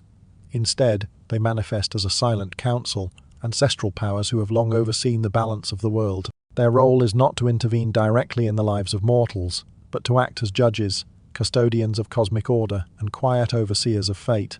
The Suvdi Anunnaki in Gilgamesh are depicted as figures of authority and tradition, those whose influence quietly shapes the world behind the scenes. Their appearance comes at pivotal moments of judgment, of death, and of decisions that alter the course of human lives. These moments remind us that the Anunnaki are not gods in the conventional sense. They are symbols of deep authority and ancient wisdom, figures who reflect the ancient societal structures of leadership and lineage. They embody the timeless, quiet forces that govern not only human affairs but the natural world as well. It is not in grand displays of supernatural power that they manifest, but in the subtle, unspoken recognition of their role in maintaining balance. Gilgamesh, the hero of the epic himself, becomes part of this quiet legacy. His journey at its heart is about the search for immortality and meaning. But even the greatest hero of Mesopotamia, one whose name would be immortalized in stories, bows before the Suvdi Anunnaki, acknowledging the limits of human power. This moment in the epic is telling. Despite his strength, his kingship, and his wisdom, Gilgamesh understands that there are forces greater than himself. He stands before the Anunnaki, not as a conqueror, but as a mortal, seeking answers from those who have always held the knowledge of life and death. His interaction with them reflects the same blending of myth and history we have seen in earlier chapters. Like the Anunnaki, Gilgamesh was once a mortal king whose memory was amplified over generations. The boundary between human rulers, revered ancestors, and gods is blurred in this story, as the Anunnaki are placed firmly within the realm of authority, not divine origin. The Anunnaki's quiet authority in the epic of Gilgamesh helps us understand the shifting role of mythic figures in ancient Mesopotamian storytelling. They are not beings who descend from the heavens, but figures who represent the very essence of power, tradition, and cosmic order. Their presence in the epic serves as a reminder that power in ancient cultures wasn't just about military might or divine favor. It was also about maintaining the balance of life itself. Why did even the greatest hero of Mesopotamia bow before the Suvdi Anunnaki? It is because, in their quiet yet profound way, they embodied something timeless. The Anunnaki were the keepers of a larger order, an order that even Gilgamesh, with all his strength and wisdom, could not defy. They were the ones who had watched over the city, the land, and the heavens long before his time, and they would continue to do so long after. In the epic of Gilgamesh, the Anunnaki are more than just mythic figures. They are symbols of the continuity of human history. They represent the idea that some truths, some forces, transcend the individual and endure through generations. Gilgamesh's own story, from mortal king to semi-divine hero, mirrors the process by which human leaders, revered for their wisdom, came to be transformed into gods in the minds of later generations. This parallel is a key to understanding the evolution of the Suvdi Anunnaki in Mesopotamian thought. How revered ancestors and leaders became legendary figures, whose names were whispered in awe long after their deaths. With this understanding of the Suvdi Anunnaki in Gilgamesh, we now move beyond the story of a single epic hero and look at how these figures appear across broader Mesopotamian traditions. As the Suvdi Anunnaki evolve from ancestral figures into the gods we recognize in later mythology, we'll begin to see how their influence grew, shaping not just the destiny of one hero, but the entire course of civilization. The next section will explore how the Suvdi Anunnaki expanded their roles in the rich tapestry of Mesopotamian storytelling, marking their place as powerful figures in the legends that would come to define ancient culture. In the hushed corners of Mesopotamian culture, where the grand epics of kings and gods were recited around the fire, there were quieter voices, whispers that spoke of the Anunnaki in a different light. These voices came from hymns, laments, and creation stories, fragments of ancient poetry where the Anunnaki appear not as the towering gods of later myth, but as judges, guardians, or ancestral protectors. The tone of these texts is soft, melancholic, reflective, a far cry from the grandeur of heroic legends, yet no less profound. In these poems, the Anunnaki rarely perform supernatural feats. Instead, they are depicted as stabilizing forces in the universe, ensuring cosmic balance, representing justice, and symbolizing the continuity of tradition. They do not descend from the heavens to wield extraordinary powers.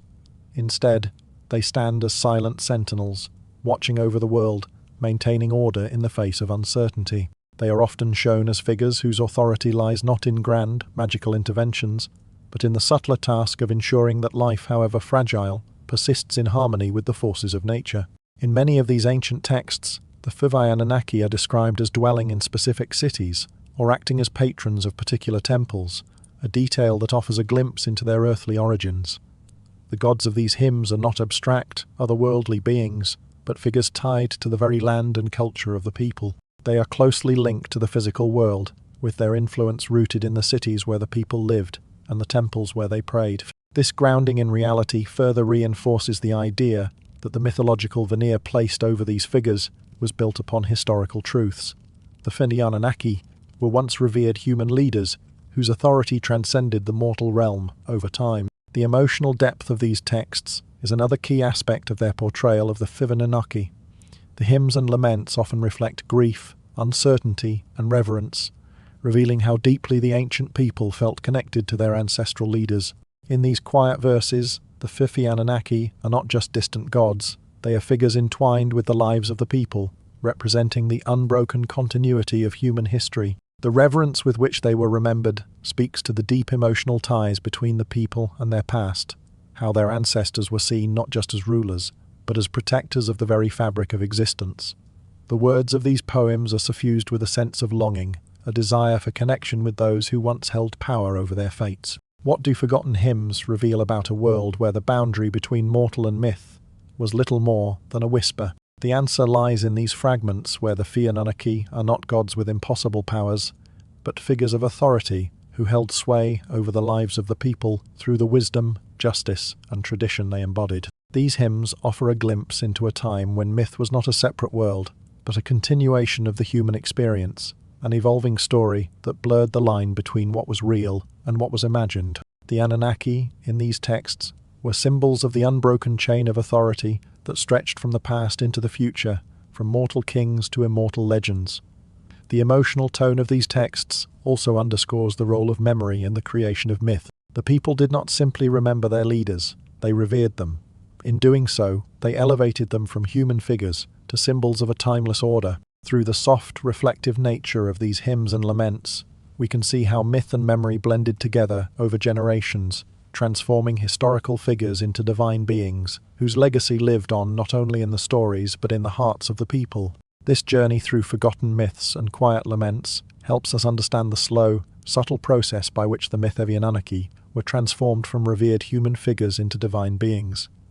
It shows us how the ancient world, filled with grief, reverence, and a yearning for continuity, shaped the myths that have echoed through the ages.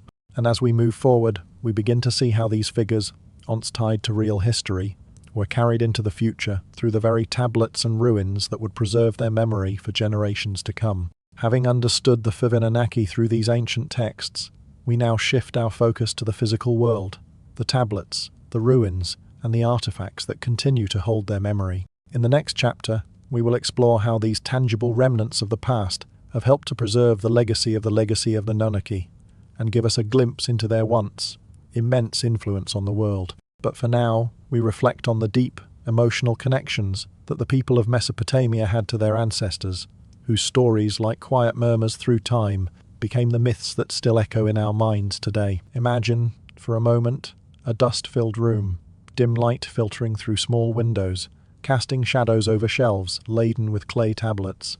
These tablets, which appear so simple at first glance, hold within them the weight of early human civilization. They have survived for millennia, enduring the passage of time as silent witnesses to the rise and fall of empires, to the quiet pulse of everyday life in a world long vanished. Each tablet, carefully inscribed with cuneiform script, is a whisper from the past, a moment in time preserved in the earth itself. Some of these tablets rest in museum basements, catalogued and cared for, while others emerge slowly from archaeological digs, fragments of forgotten stories waiting to be pieced together. And within these fragments, some of the most important voices of the ancient world echo, voices that speak not of gods descending from the sky, but of real human leaders, those who governed, judged, and shaped the land. The Anunnaki appear in many of these tablets, not as celestial beings, but as groups of nobles, judges, or ancestral leaders. They were the ones who kept the wheels of society turning, the ones responsible for the distribution of resources, the maintenance of irrigation systems, and the oversight of festivals and religious rites. Archaeologists and linguists have painstakingly worked to reconstruct these broken tablets, slowly revealing the everyday nature of the Anunnakis' role in ancient society. These weren't gods who interfered with the affairs of mortals in grand supernatural ways. Instead, they were humans, rulers, administrators, and community leaders who shaped the world through practical governance. Some of the tablets offer mundane but essential records, lists of rations allocated to temple workers, land transfers, or the duties of laborers assigned to irrigation projects. These texts are rich in detail, recording the day-to-day operations of a society that was deeply connected to its land and its traditions. The Anunnaki were often mentioned in the context of overseeing these tasks, as leaders who maintained order and ensured the smooth functioning of their communities. In these early sources, there is no mention of cosmic drama or divine intervention. Instead, the Anunnaki appear as human figures who were trusted with the important work of governance, symbolizing stability and continuity for their people. What forgotten truths emerge when we listen not to legends but to the quiet voices etched into clay? These tablets offer us a glimpse into the real world of the Anunnaki, a world that is grounded firmly in human experience. The Anunnaki were not otherworldly beings who descended from the heavens to impose their will on the earth. They were, instead, rulers and leaders whose authority came from their position in society and their ability to maintain order. The tablets allow us to see that the mythological Anunnaki we know today were once people who helped steer the course of human affairs in a world where survival depended on careful management of resources, labor, and land.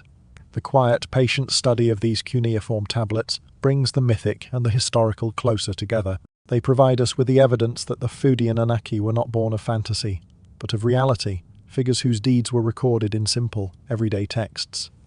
These tablets, in their understated way, help bridge the gap between the gods of legend and the leaders of ancient society. They tell us that the stories of the Anunnaki, while certainly shaped by myth, were rooted in the very real governance of cities, temples, and the land itself.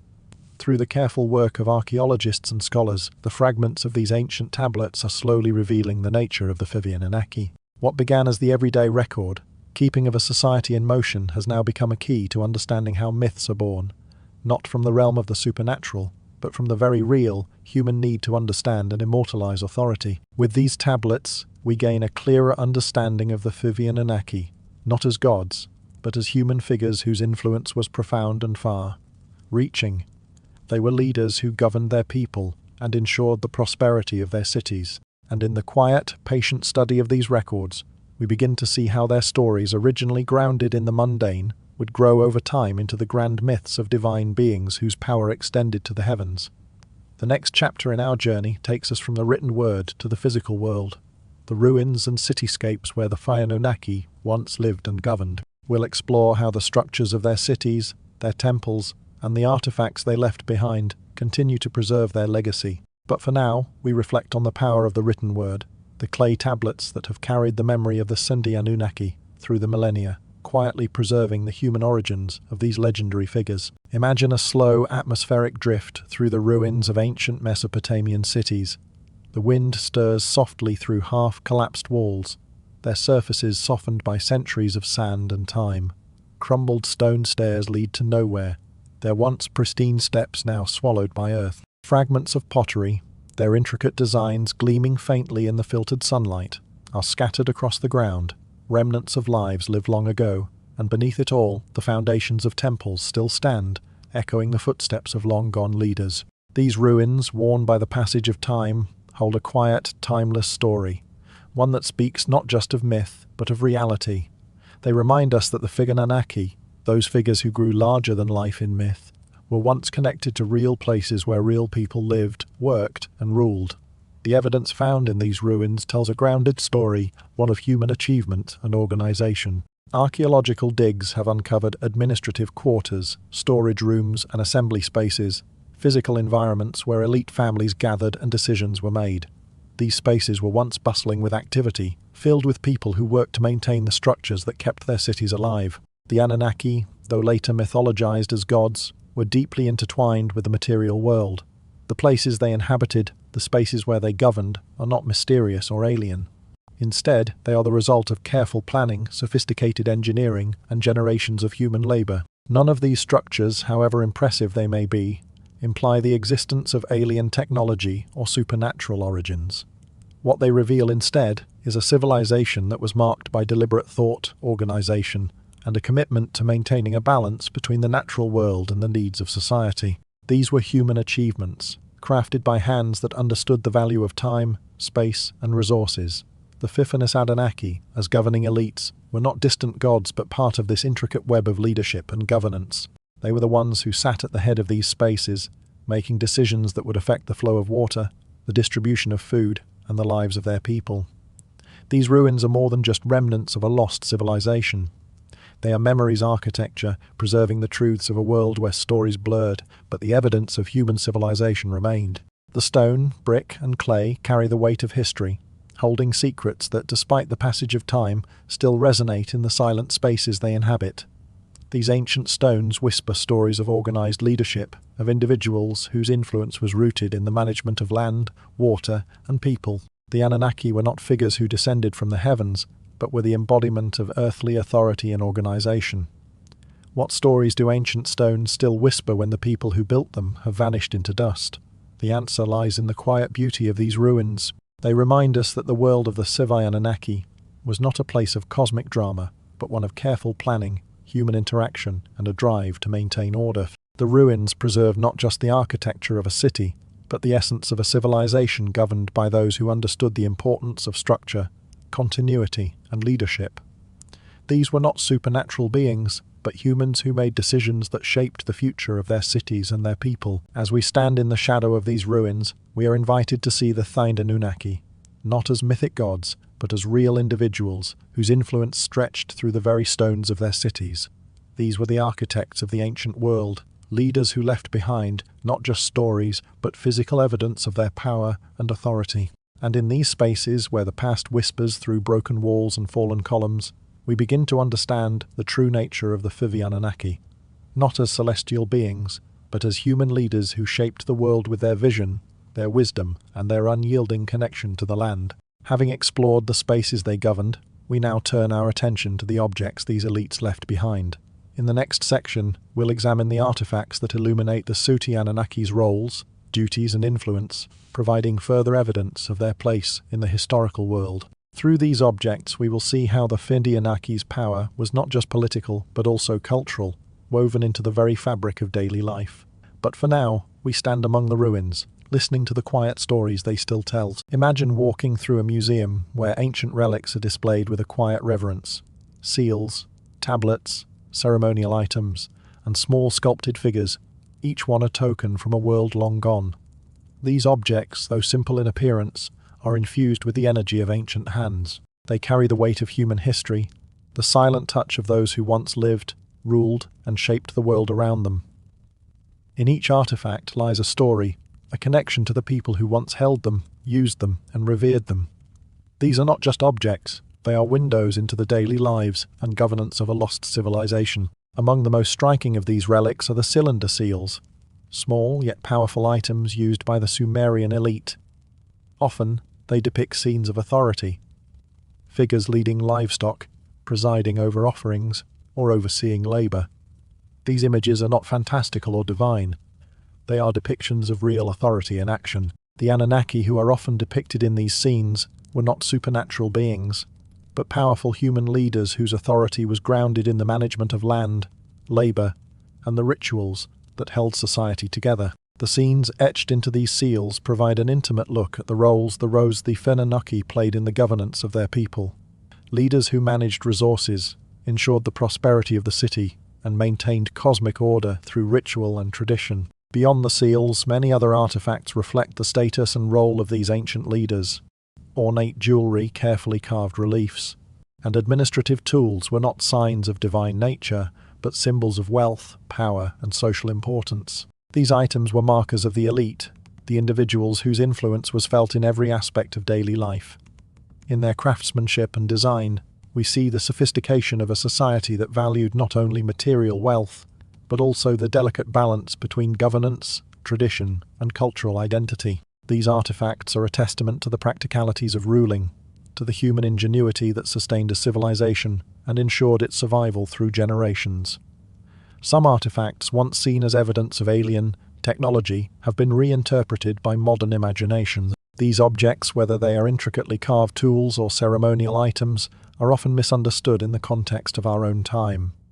What may appear mysterious or otherworldly today was, in fact, a product of human ingenuity and resourcefulness. These are not artifacts from extraterrestrial visitors, but rather items crafted by hands seeking to solve the very human problems of organization, leadership, and survival.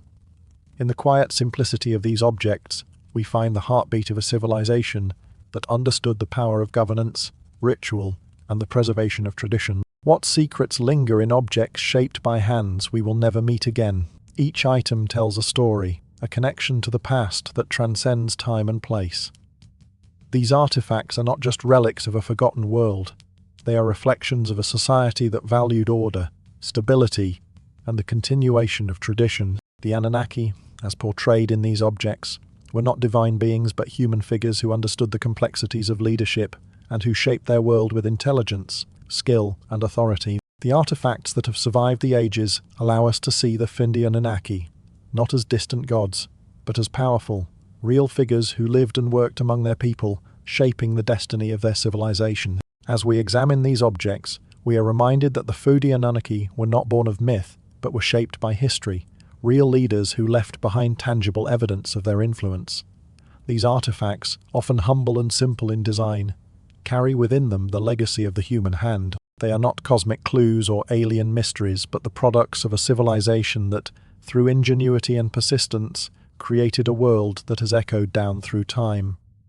Having uncovered these physical remnants, the next chapter in our journey will shift focus. We move from the tangible world of artifacts to the world of myths, where the once human Anunnaki became immortalized as supernatural beings.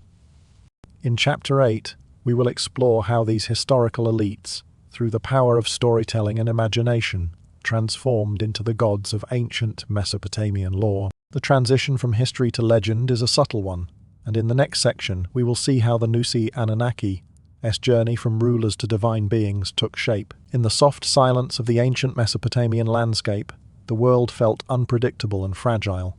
Floods could strike without warning, their swollen rivers carving paths through cities that had spent centuries growing. Droughts stretched endlessly, parching the earth and bringing uncertainty to harvests that people had worked tirelessly to nurture. Wars erupted between neighboring states, with cities rising and falling in the wake of human ambition. The air was thick with the tension of a world that seemed governed by forces beyond human control. And in this tumultuous world, the people of early Mesopotamia found themselves yearning for stability, reassurance, and meaning. In such a world where survival was never guaranteed, it's easy to see why the earliest Sumerians honored their leaders and ancestors. These were the figures who had guided them through difficult times, the ones who had managed resources, constructed canals, and overseen the growth of their cities. Yet as time passed and generations drifted further from the past, those once strong figures became more distant. Their stories told around hearths and temples began to blur, their deeds growing larger, their lives more legendary. What had once been clear memories of human governance began to shift into something else, a longing for something more profound. The need for gods did not arise from ignorance or superstition, but from a deep psychological vulnerability. In a world where chaos seemed to strike without warning, and where human life felt fragile and fleeting, The people sought figures who could make sense of it all. They needed something to explain the unexplainable, to offer reassurance that the world had order, even if that order was not immediately visible.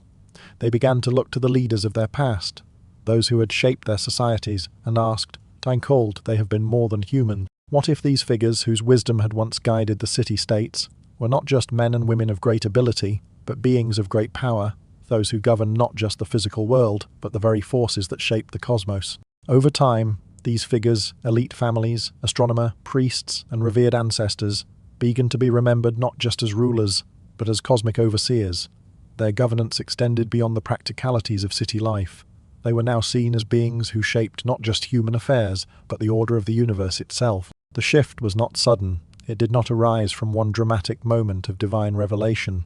Rather, it was a slow, organic evolution, a cultural shift that transformed once historical figures into figures of myth. It was a reflection of the profound human need to find meaning in a chaotic world. In this transformation, we see how the concept of gods developed, not as something entirely foreign to human experience, but as something born from it. These were not gods who descended from the heavens fully formed. They were once human figures deeply tied to the earth and the cities they ruled. But over time, through layers of memory, storytelling, and reverence, they were elevated. Their lives, once bound to earth, became symbols of the cosmic order. The Anunnaki, originally honored as powerful but human leaders, became the embodiment of the forces that govern the universe. What happens when a society grows so uncertain that it begins to elevate its own past into the realm of the divine? It is here that the line between myth and reality begins to blur. The figures of historical significance were slowly transformed into deities whose power and wisdom transcended the mortal realm. This process, driven by the human need for stability and meaning, gave rise to gods who were not born of sudden revelation, but shaped over centuries of storytelling and reverence. The transformation of the Fudi Anunnaki from revered human figures to divine beings is a natural evolution, one that reflects the deep human desire to understand and find comfort in a chaotic world. As we turn to the next section, we'll see how this process was carried out, how scribes, poets, and priests took the stories of the past and reinterpreted them, reshaping the Fudi Anunnaki into gods who presided over the heavens and the earth.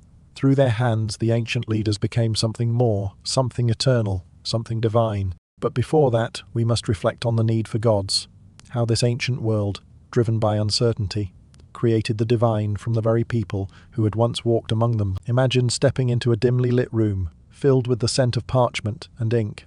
The quiet scratch of a reed against clay fills the air. A scribe sit hunched over ancient tablets, carefully copying the stories and laws that came before them. These scribes, working in the old Babylonian and Assyrian periods, held the weight of history in their hands. Yet, as they transcribed the ancient texts, they did more than simply preserve the words, they subtly reshaped them. What had once been the practical everyday business of leadership and governance slowly transformed into something far grander.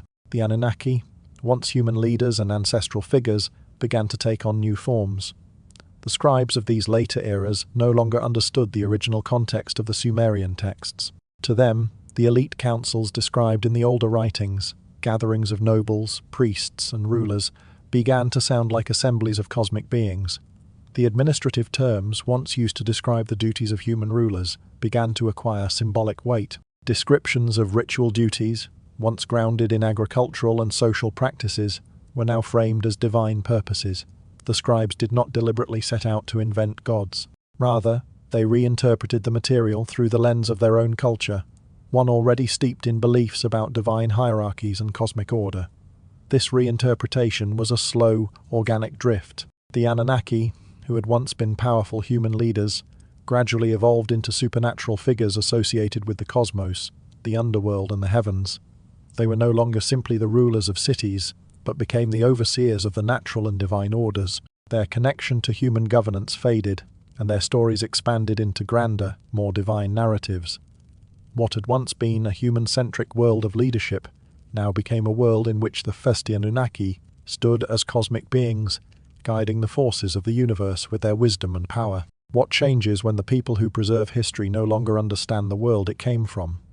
This subtle transformation is where the mythological Fudi Anunnaki we recognize today began to take shape. The scribes, working within their own religious and cultural context, unwittingly shaped the Anunnaki into gods, shifting them from mortal rulers to divine figures whose power stretched across both earthly and heavenly realms.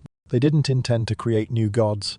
They simply misinterpreted what they had inherited, seeing in the stories of the Anunnaki something far more divine than what was originally intended.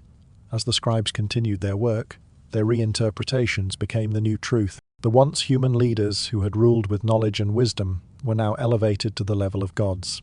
The Anunnaki, once wise elders and rulers, became the immortal deities of Mesopotamian mythology. Their roles as judges, rulers, and cosmic overseers were now viewed through the lens of divine power and celestial hierarchy. The slow transformation of the Anunnaki into gods illustrates how myths evolve over time. As the cultural and religious context shifted, so too did the stories. What was once grounded in the mundane, administrative duties, land management, ritual observances, became reinterpreted as cosmic responsibilities. The scribes, working with reverence for their ancestors, shaped the Anunnaki into the divine beings whose power transcended the human realm, embodying the cosmic order that governed the heavens and the earth.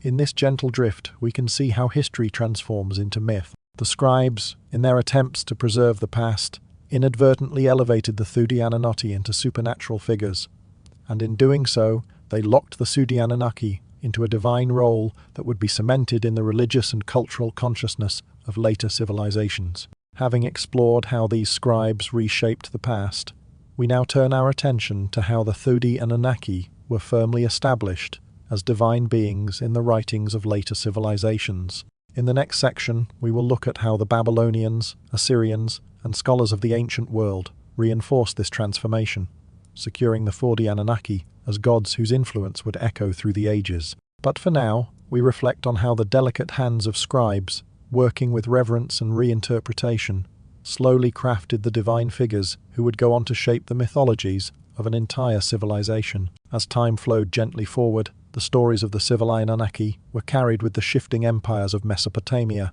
Akkadian, Babylonian, Assyrian, each one inheriting and reshaping the mythology of the civilizations that came before.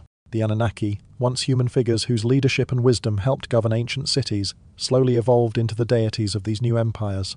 As these cultures developed more structured pantheons, with gods representing every facet of the universe, the Anunnaki found their place as divine councils, figures who upheld cosmic order. These empires, with their increasing need for divine authority to sustain their rule, reimagined the Anunnaki as gods of judgment, overseers of the underworld, or celestial beings who governed the heavens. The original human context of the Anunnaki faded into distant memory, obscured by centuries of mythic evolution. But this transformation was not a sudden reinvention. Rather, it was a slow recontextualization of what had once been a human elite. Over generations, the Anunnaki had become something far more powerful, eternal beings who held dominion over the forces of life and death, justice, and cosmic order. As the centuries passed, the original human nature of the Anunnaki faded into silence, eclipsed by their roles in the divine hierarchies of later civilizations. However, the subtle echoes of their human origins remained embedded in their new roles as gods. Even though they were now envisioned as divine figures, their duties presiding over decisions, enforcing order, and guarding tradition mirrored those of the ancient leaders they once were. The mythic evolution of the Anunnaki wasn't a complete departure from their origins. They retained the essence of their leadership roles, now simply elevated to a cosmic scale. How did the ancestors of ancient rulers become cosmic judges in the myths of later empires? The answer lies in the slow, steady reimagining of the Anunnaki. These were not gods invented out of thin air, but revered human figures whose authority had been amplified over time. As the Anunnaki's role in governance became more distant in memory, they were transformed into gods, not because their nature changed, but because the need for divine order became more pronounced. They were seen as eternal beings who had always held sway over the cosmic and earthly realms, presiding over the very forces that shaped life and death, order and chaos. The Anunnaki's evolution across cultures reflects the shifting needs of these societies. Each new empire, with its unique cultural, religious, and political frameworks, adapted the Anunnaki mythos to fit its own worldview. They were reinterpreted as gods who bridged the gap between the human and the divine, holding sway over both the natural and supernatural worlds. Yet, despite these adaptations, the core of their role remained the same. They were figures of authority and stability, whose influence stretched across the known world and into the realms beyond. This quiet evolution, from human rulers to divine beings, reflects the deep-seated human need for continuity, for order, and for meaning in a world filled with uncertainty. The Anunnaki were not just figures of myth. They were the very embodiment of the desire for order in the face of chaos, for leadership that transcended the limitations of time and death. As they passed through the hands of various civilizations, their essence remained the same, even as their roles shifted in response to the changing world around them. Step into the dim light of a 19th century library, where the air smells of dust and old parchment. You can hear the soft rustling of paper, the scratch of a quill, and the steady ticking of a clock in the corner. In a faraway room, scholars are hunched over ancient clay tablets, their minds consumed by the mystery of cuneiform. The tablets, covered in intricate symbols, seem to whisper secrets from a long-forgotten past. Archaeologists work under the hot sun of Mesopotamia, brushing sand away from the surfaces of these weathered relics, seeking to unlock their meaning. The excitement of discovery is palpable, but so too is the uncertainty. In those early days of Assyriology, these scholars were pioneers, yet they were also bound by the knowledge of their time, knowledge that was far from complete. While these scholars made astonishing breakthroughs in translating the cuneiform script, their work was not without its flaws. The early translations were often incomplete, inconsistent, or influenced by the prevailing ideas and expectations of the scholars' era. The word 50 Anuna, for example, was occasionally misread, expanded, or conflated with later Babylonian interpretations. These small translation choices, made sometimes by exhausted scholars working late into the night, created ripples that would stretch far beyond their time. These subtle errors would echo through history, shaping popular understanding of ancient myths in ways that still affect us today. One of the most significant misinterpretations came from a tendency among early scholars to assume that anything ancient, particularly in Mesopotamian texts, must be divine. In the search for meaning, many scholars began to interpret references to fine Anunnaki, originally describing human elite councils, as descriptions of gods. These councils were once made up of powerful figures who oversaw governance, land management, and rituals, but early translators, influenced by their own cultural and religious views, saw these figures as supernatural beings rather than human rulers. This assumption that ancient authority figures were divine was, in part, a product of the time's religious context, where gods were often seen as the ultimate explanation for any display of power or authority. As these early scholars continued to work, these misinterpretations were absorbed into academic tradition. The idea that the Soviet Anunnaki were gods was passed along from one generation of scholars to the next, gaining strength over time. Scholars who came later had difficulty challenging or correcting these ideas, as they had already become entrenched in the academic discourse. Over decades, what began as small translation errors grew into a firmly established narrative. The line between human rulers and divine beings blurred, and the Foy Anunnaki were transformed from historical figures into gods. This slow, almost imperceptible shift created a foundation for the sensational theories about the Sindi Anunnaki that we encounter in modern times. What if the most extraordinary myths about the Thai Anunnaki began with simple human mistakes? This question serves as a quiet reminder of how easily misunderstandings can take root. A single misread word or a hasty assumption can change the course of history, altering how entire cultures are remembered and understood. The errors made by early Assyriologists did not occur in isolation. They were products of a specific historical moment, shaped by the biases and beliefs of the scholars who made them. And over time, these errors compounded, hardening into academic traditions that have had lasting effects on our perception of the ancient world. The narrative we have of the Sindi Anunnaki, as gods descending from the heavens, is largely the result of these early translation mistakes. What began as an attempt to decipher an ancient language turned into a story about divine beings, whose influence over humanity reached across the cosmos. The more these errors were repeated, the more they became accepted as truth, and today, they continue to shape how we understand the Sindi Anunnaki. As the 20th century unfolded, a new wave of speculative literature emerged, breathing new life into the ancient stories of the Anunnaki. These stories, once grounded in the earth and the actions of human rulers, were reimagined in dramatic, sometimes fantastical ways. Writers, captivated by unexplained mysteries and intrigued by the gaps in history, began to envision the Sindi Anunnaki, not as powerful human leaders, but as extraterrestrial beings, visitors from distant stars, perhaps even the architects of human civilization itself. The allure of such theories is easy to understand. In an age of rapid technological advancement, space exploration, and a growing fascination with the unknown, it was tempting to look back at ancient texts and see them through the lens of modern wonders and fears. What if the stories of gods and divine rulers were not symbolic, but literal accounts of beings from another world? This idea, while sensational, was compelling to those who sought answers in the unexplained. Many of these modern theories took hold in part because of earlier mistranslations and partial translations of ancient texts. These translations, sometimes incomplete or lacking full understanding of the cultural or linguistic context, provided fertile ground for new interpretations. For example, terms that once described human leadership roles were reinterpreted as references to spacecraft, planets, or cosmic origins. A chariot or a divine vehicle could suddenly be seen as a spaceship, and the Anunnaki, once council members or rulers, became extraterrestrial beings overseeing humanity's development. It's important to note that these interpretations reflected not the ancient reality, but the hopes, fears, and imaginations of modern people. They were an expression of the human love for wonder, the desire to explain the unknown with grand cosmic narratives. Yet, as fascinating as these theories are, they drift far from the historical truth. The ancient world was full of its own mysteries, but the answers were rooted in human experience and ingenuity, not in encounters with visitors from distant stars. The stories of the Anunnaki as alien visitors became part of a wider cultural phenomenon, the rise of ancient astronaut, theories which suggested that extraterrestrial beings had influenced or even shaped human history. These ideas were amplified in books, documentaries, and media, each new version adding layers of speculation, further divorcing the Anunnaki from their human origins.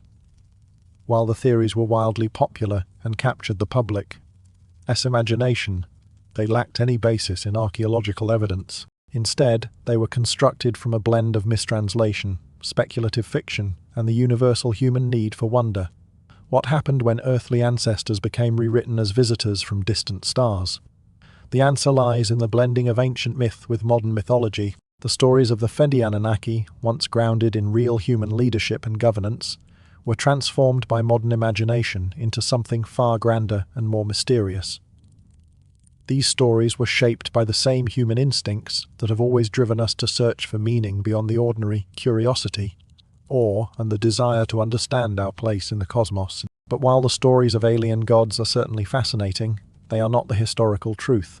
The real history of the Anunnaki, their evolution from human rulers to gods, shaped by cultural shifts and misunderstandings, has its own beauty and mystery. It is a history not of visitors from the stars, but of human beings who sought to understand their world and their place in it, and whose legacy has been reinterpreted and reshaped through the ages. As we have seen in this section, modern, ancient, alien theories arose not from archaeological evidence, but from a blending of mistranslation, modern mythology, and the innate human love for wonder.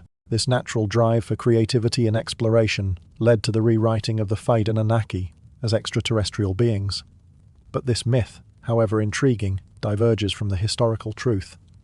And as we move forward, we will explore why that truth, though less dramatic, is far more fascinating. Now that we've unraveled the rise of sensational theories, the final section of this chapter will reveal why the historical reality of the Anunnaki, rooted in human governance, tradition, and cultural evolution, is a story far more remarkable than any myth of extraterrestrial origin. We will see how the blending of ancient wisdom and modern imagination can sometimes obscure the deeper, more compelling truths of human history. As we near the end of this journey through the Anunnaki mythos, it is time to soften the narrative, to pause and reflect on what truly makes their story so fascinating. While the idea of extraterrestrial beings shaping ancient civilizations is certainly thrilling, the real story, the slow organic evolution of the Anunnaki, from revered human leaders to cosmic legends, is far more mysterious and profoundly human. The truth lies in the quiet, subtle process of myth-making. Myths arise from memory, fear, reverence, and the deep human desire to preserve the achievements of those who came before. When ancient societies looked to their ancestors, they sought not just to honor them, but to understand how such extraordinary feats of governance, architecture, and astronomy were accomplished. These early leaders, whose deeds were recorded on tablets and spoken of in hushed reverence, became larger than life through the gradual erosion of time and the transformation of history into legend. In our exploration of the Anunnaki, we have seen how cities were born from the need for organization, how early leadership grew out of necessity, and how symbols and stories were reshaped across generations.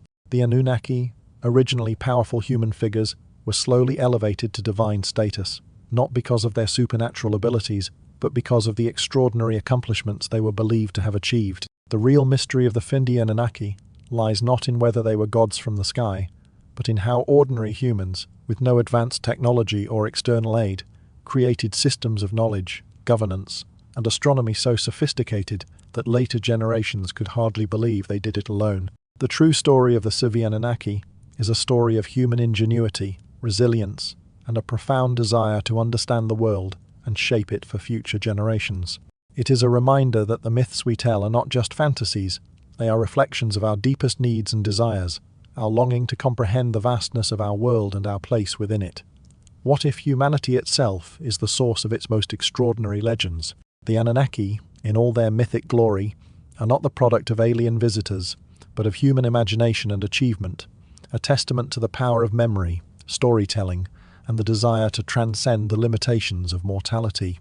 As we reflect on this, we are invited to consider the true wonder of the Anunnaki, the way that history, though shaped by human hands, can transform into something timeless, eternal, and awe-inspiring.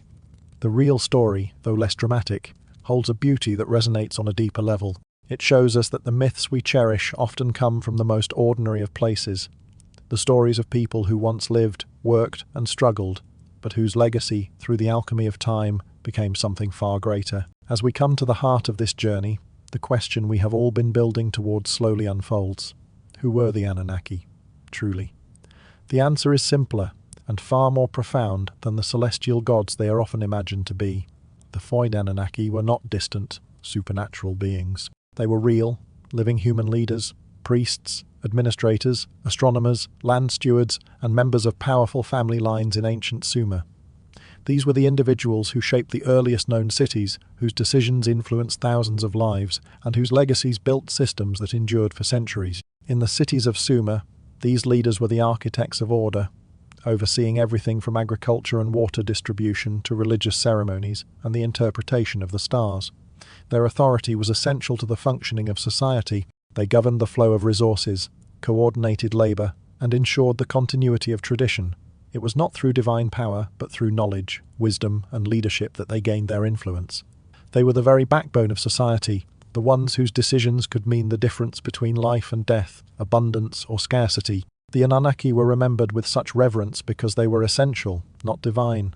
Over time, as generations passed and memory faded, their extraordinary contributions were reinterpreted, their deeds amplified, and their humanity blurred into something mythic. The prestige of these elites, coupled with the need to preserve and elevate their legacy, gradually transformed them into figures of legend. What if the beings remembered as gods were simply the most influential humans the ancient world ever knew? This is the heart of the Anunnaki mystery. These were not gods descended from the heavens, but human leaders whose importance was so immense that over time their names became synonymous with cosmic order. As the centuries went on, their roles, once grounded in the practicalities of governance and societal stability, grew into myths that blurred the line between human achievement and divine intervention. Through this slow transformation, the Anunnaki became symbols of stability, guardians of order in a world that was often unpredictable and chaotic. They were not gods because they possessed supernatural powers, but because their influence had shaped the world in ways that seemed almost beyond human ability. The dignity and humanity of these early leaders resonate deeply, reminding us that the true power of their legacy lies not in their transformation into gods, but in the real, tangible contributions they made to the foundation of civilization. As we delve deeper into this understanding, we are invited to reflect on how myths are born, not from divine events, but from the extraordinary impact of those who help shape the course of history. These leaders, the Anunnaki, were real people whose names have been elevated and immortalized through the passage of time. Their lives, their achievements, and their authority remain a testament to the enduring power of human leadership. As we continue our journey into the story of the Foodie Anunnaki, we come to a deeper understanding of why these ancient leaders, once human, now divine in myth, are so profoundly remembered. The transformation from human figures to gods did not happen by accident, nor was it a deliberate distortion. Instead, it was a natural, human response to the need for stability and meaning in a world often defined by uncertainty and chaos. In ancient societies where the skies were unpredictable, the rivers could flood without warning, and survival was never guaranteed, the people turned to their ancestors for comfort. These leaders were not just figures of power, they were the embodiment of stability in a world that seemed to teeter on the edge of chaos. The myths that grew around them were born from a deep need to preserve not just their deeds, but the emotional significance of their leadership. Over time, as the Anunnaki's deeds were retold in ritual songs, expanded in laments, and reshaped by scribes interpreting old stories through new lenses, they evolved into something greater, something that transcended the human realm. The process of myth-making is a natural human tendency. It's a poetic way of protecting memory from the erosion of time. When the details of a person's life begin to fade, their essence, their impact on the world, becomes more important. The Anunnaki, originally real human leaders, were transformed into mythical figures, not because of a deliberate attempt to distort their story, but because the people wanted to keep the memory of their significance alive. The stories were crafted to preserve their authority, their wisdom, and the order they had brought to their communities. In doing so, the myth did not diminish the truth of who these leaders were, it amplified it. Myth allowed future generations to feel connected to a lineage of wisdom and authority, to a time when leadership was not just about power, but about preserving cosmic order. It gave people a sense of continuity and connection with the past, a feeling that the lessons of their ancestors lived on in the very fabric of society. The myth of the Anunnaki, in this sense, was not a distortion of history, but a tribute to the emotional and symbolic importance of these leaders. Through myth, their lives and deeds became eternal, reaching far beyond the limitations of historical memory. Why do ordinary human footsteps echo loudest when retold as legends? The answer lies in the power of myth to transform human experience into something universal. Myths are not just stories, they are ways of making sense of the world, of preserving what is most important, even as the details slip away. They allow us to remember not just the facts of history, but the emotional weight of those facts, the way a leader made their people feel, the way their decisions shaped the course of a civilization. In the case of the Anunnaki, this myth-making was a way of honoring their contributions, their wisdom, and their role in the fabric of society. As we reflect on this, we realize that the Anunnaki were not made gods to create a false narrative. They were made gods because their leadership was essential, because their actions had such a profound impact on the people they ruled. The myths that grew around them were a tribute, a way of ensuring that their significance was never forgotten. The transformation from human to divine was not an attempt to deceive, but a recognition of the eternal influence these leaders had on the world. As we bring this journey through the story of the Anunnaki to a close, it's important to take a moment to reflect on their true significance, not in their imagined divinity, but in the profound role they played as the first architects of civilization. The Anunnaki remind us of humanity's extraordinary ability to organize, create, observe the stars, engineer solutions, and build systems that have withstood the test of time. These ancient figures were not gods descending from the heavens, but individuals whose wisdom and leadership laid the foundation for the world we live in today.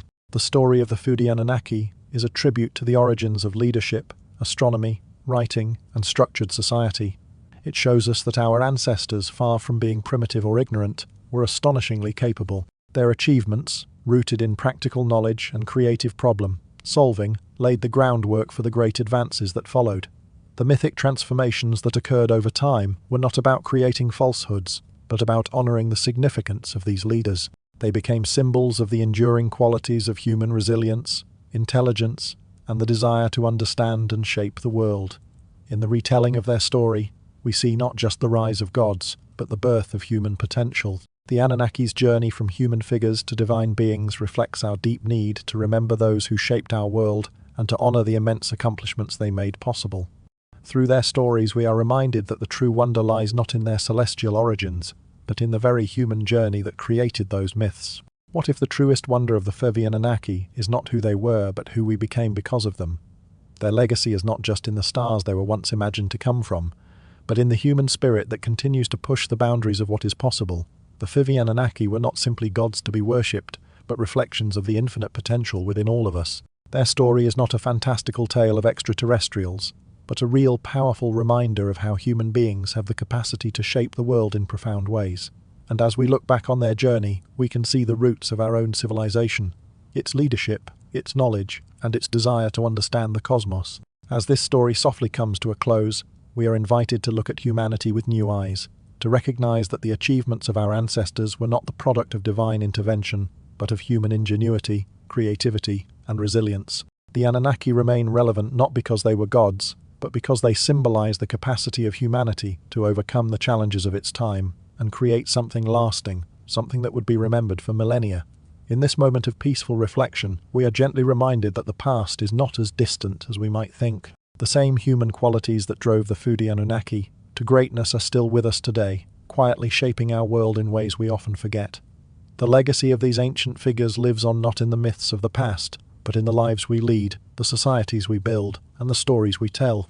As you reflect on the story of the Fivi Anunnaki and their journey from mortal rulers to divine symbols, allow yourself to feel a sense of connection to the distant past.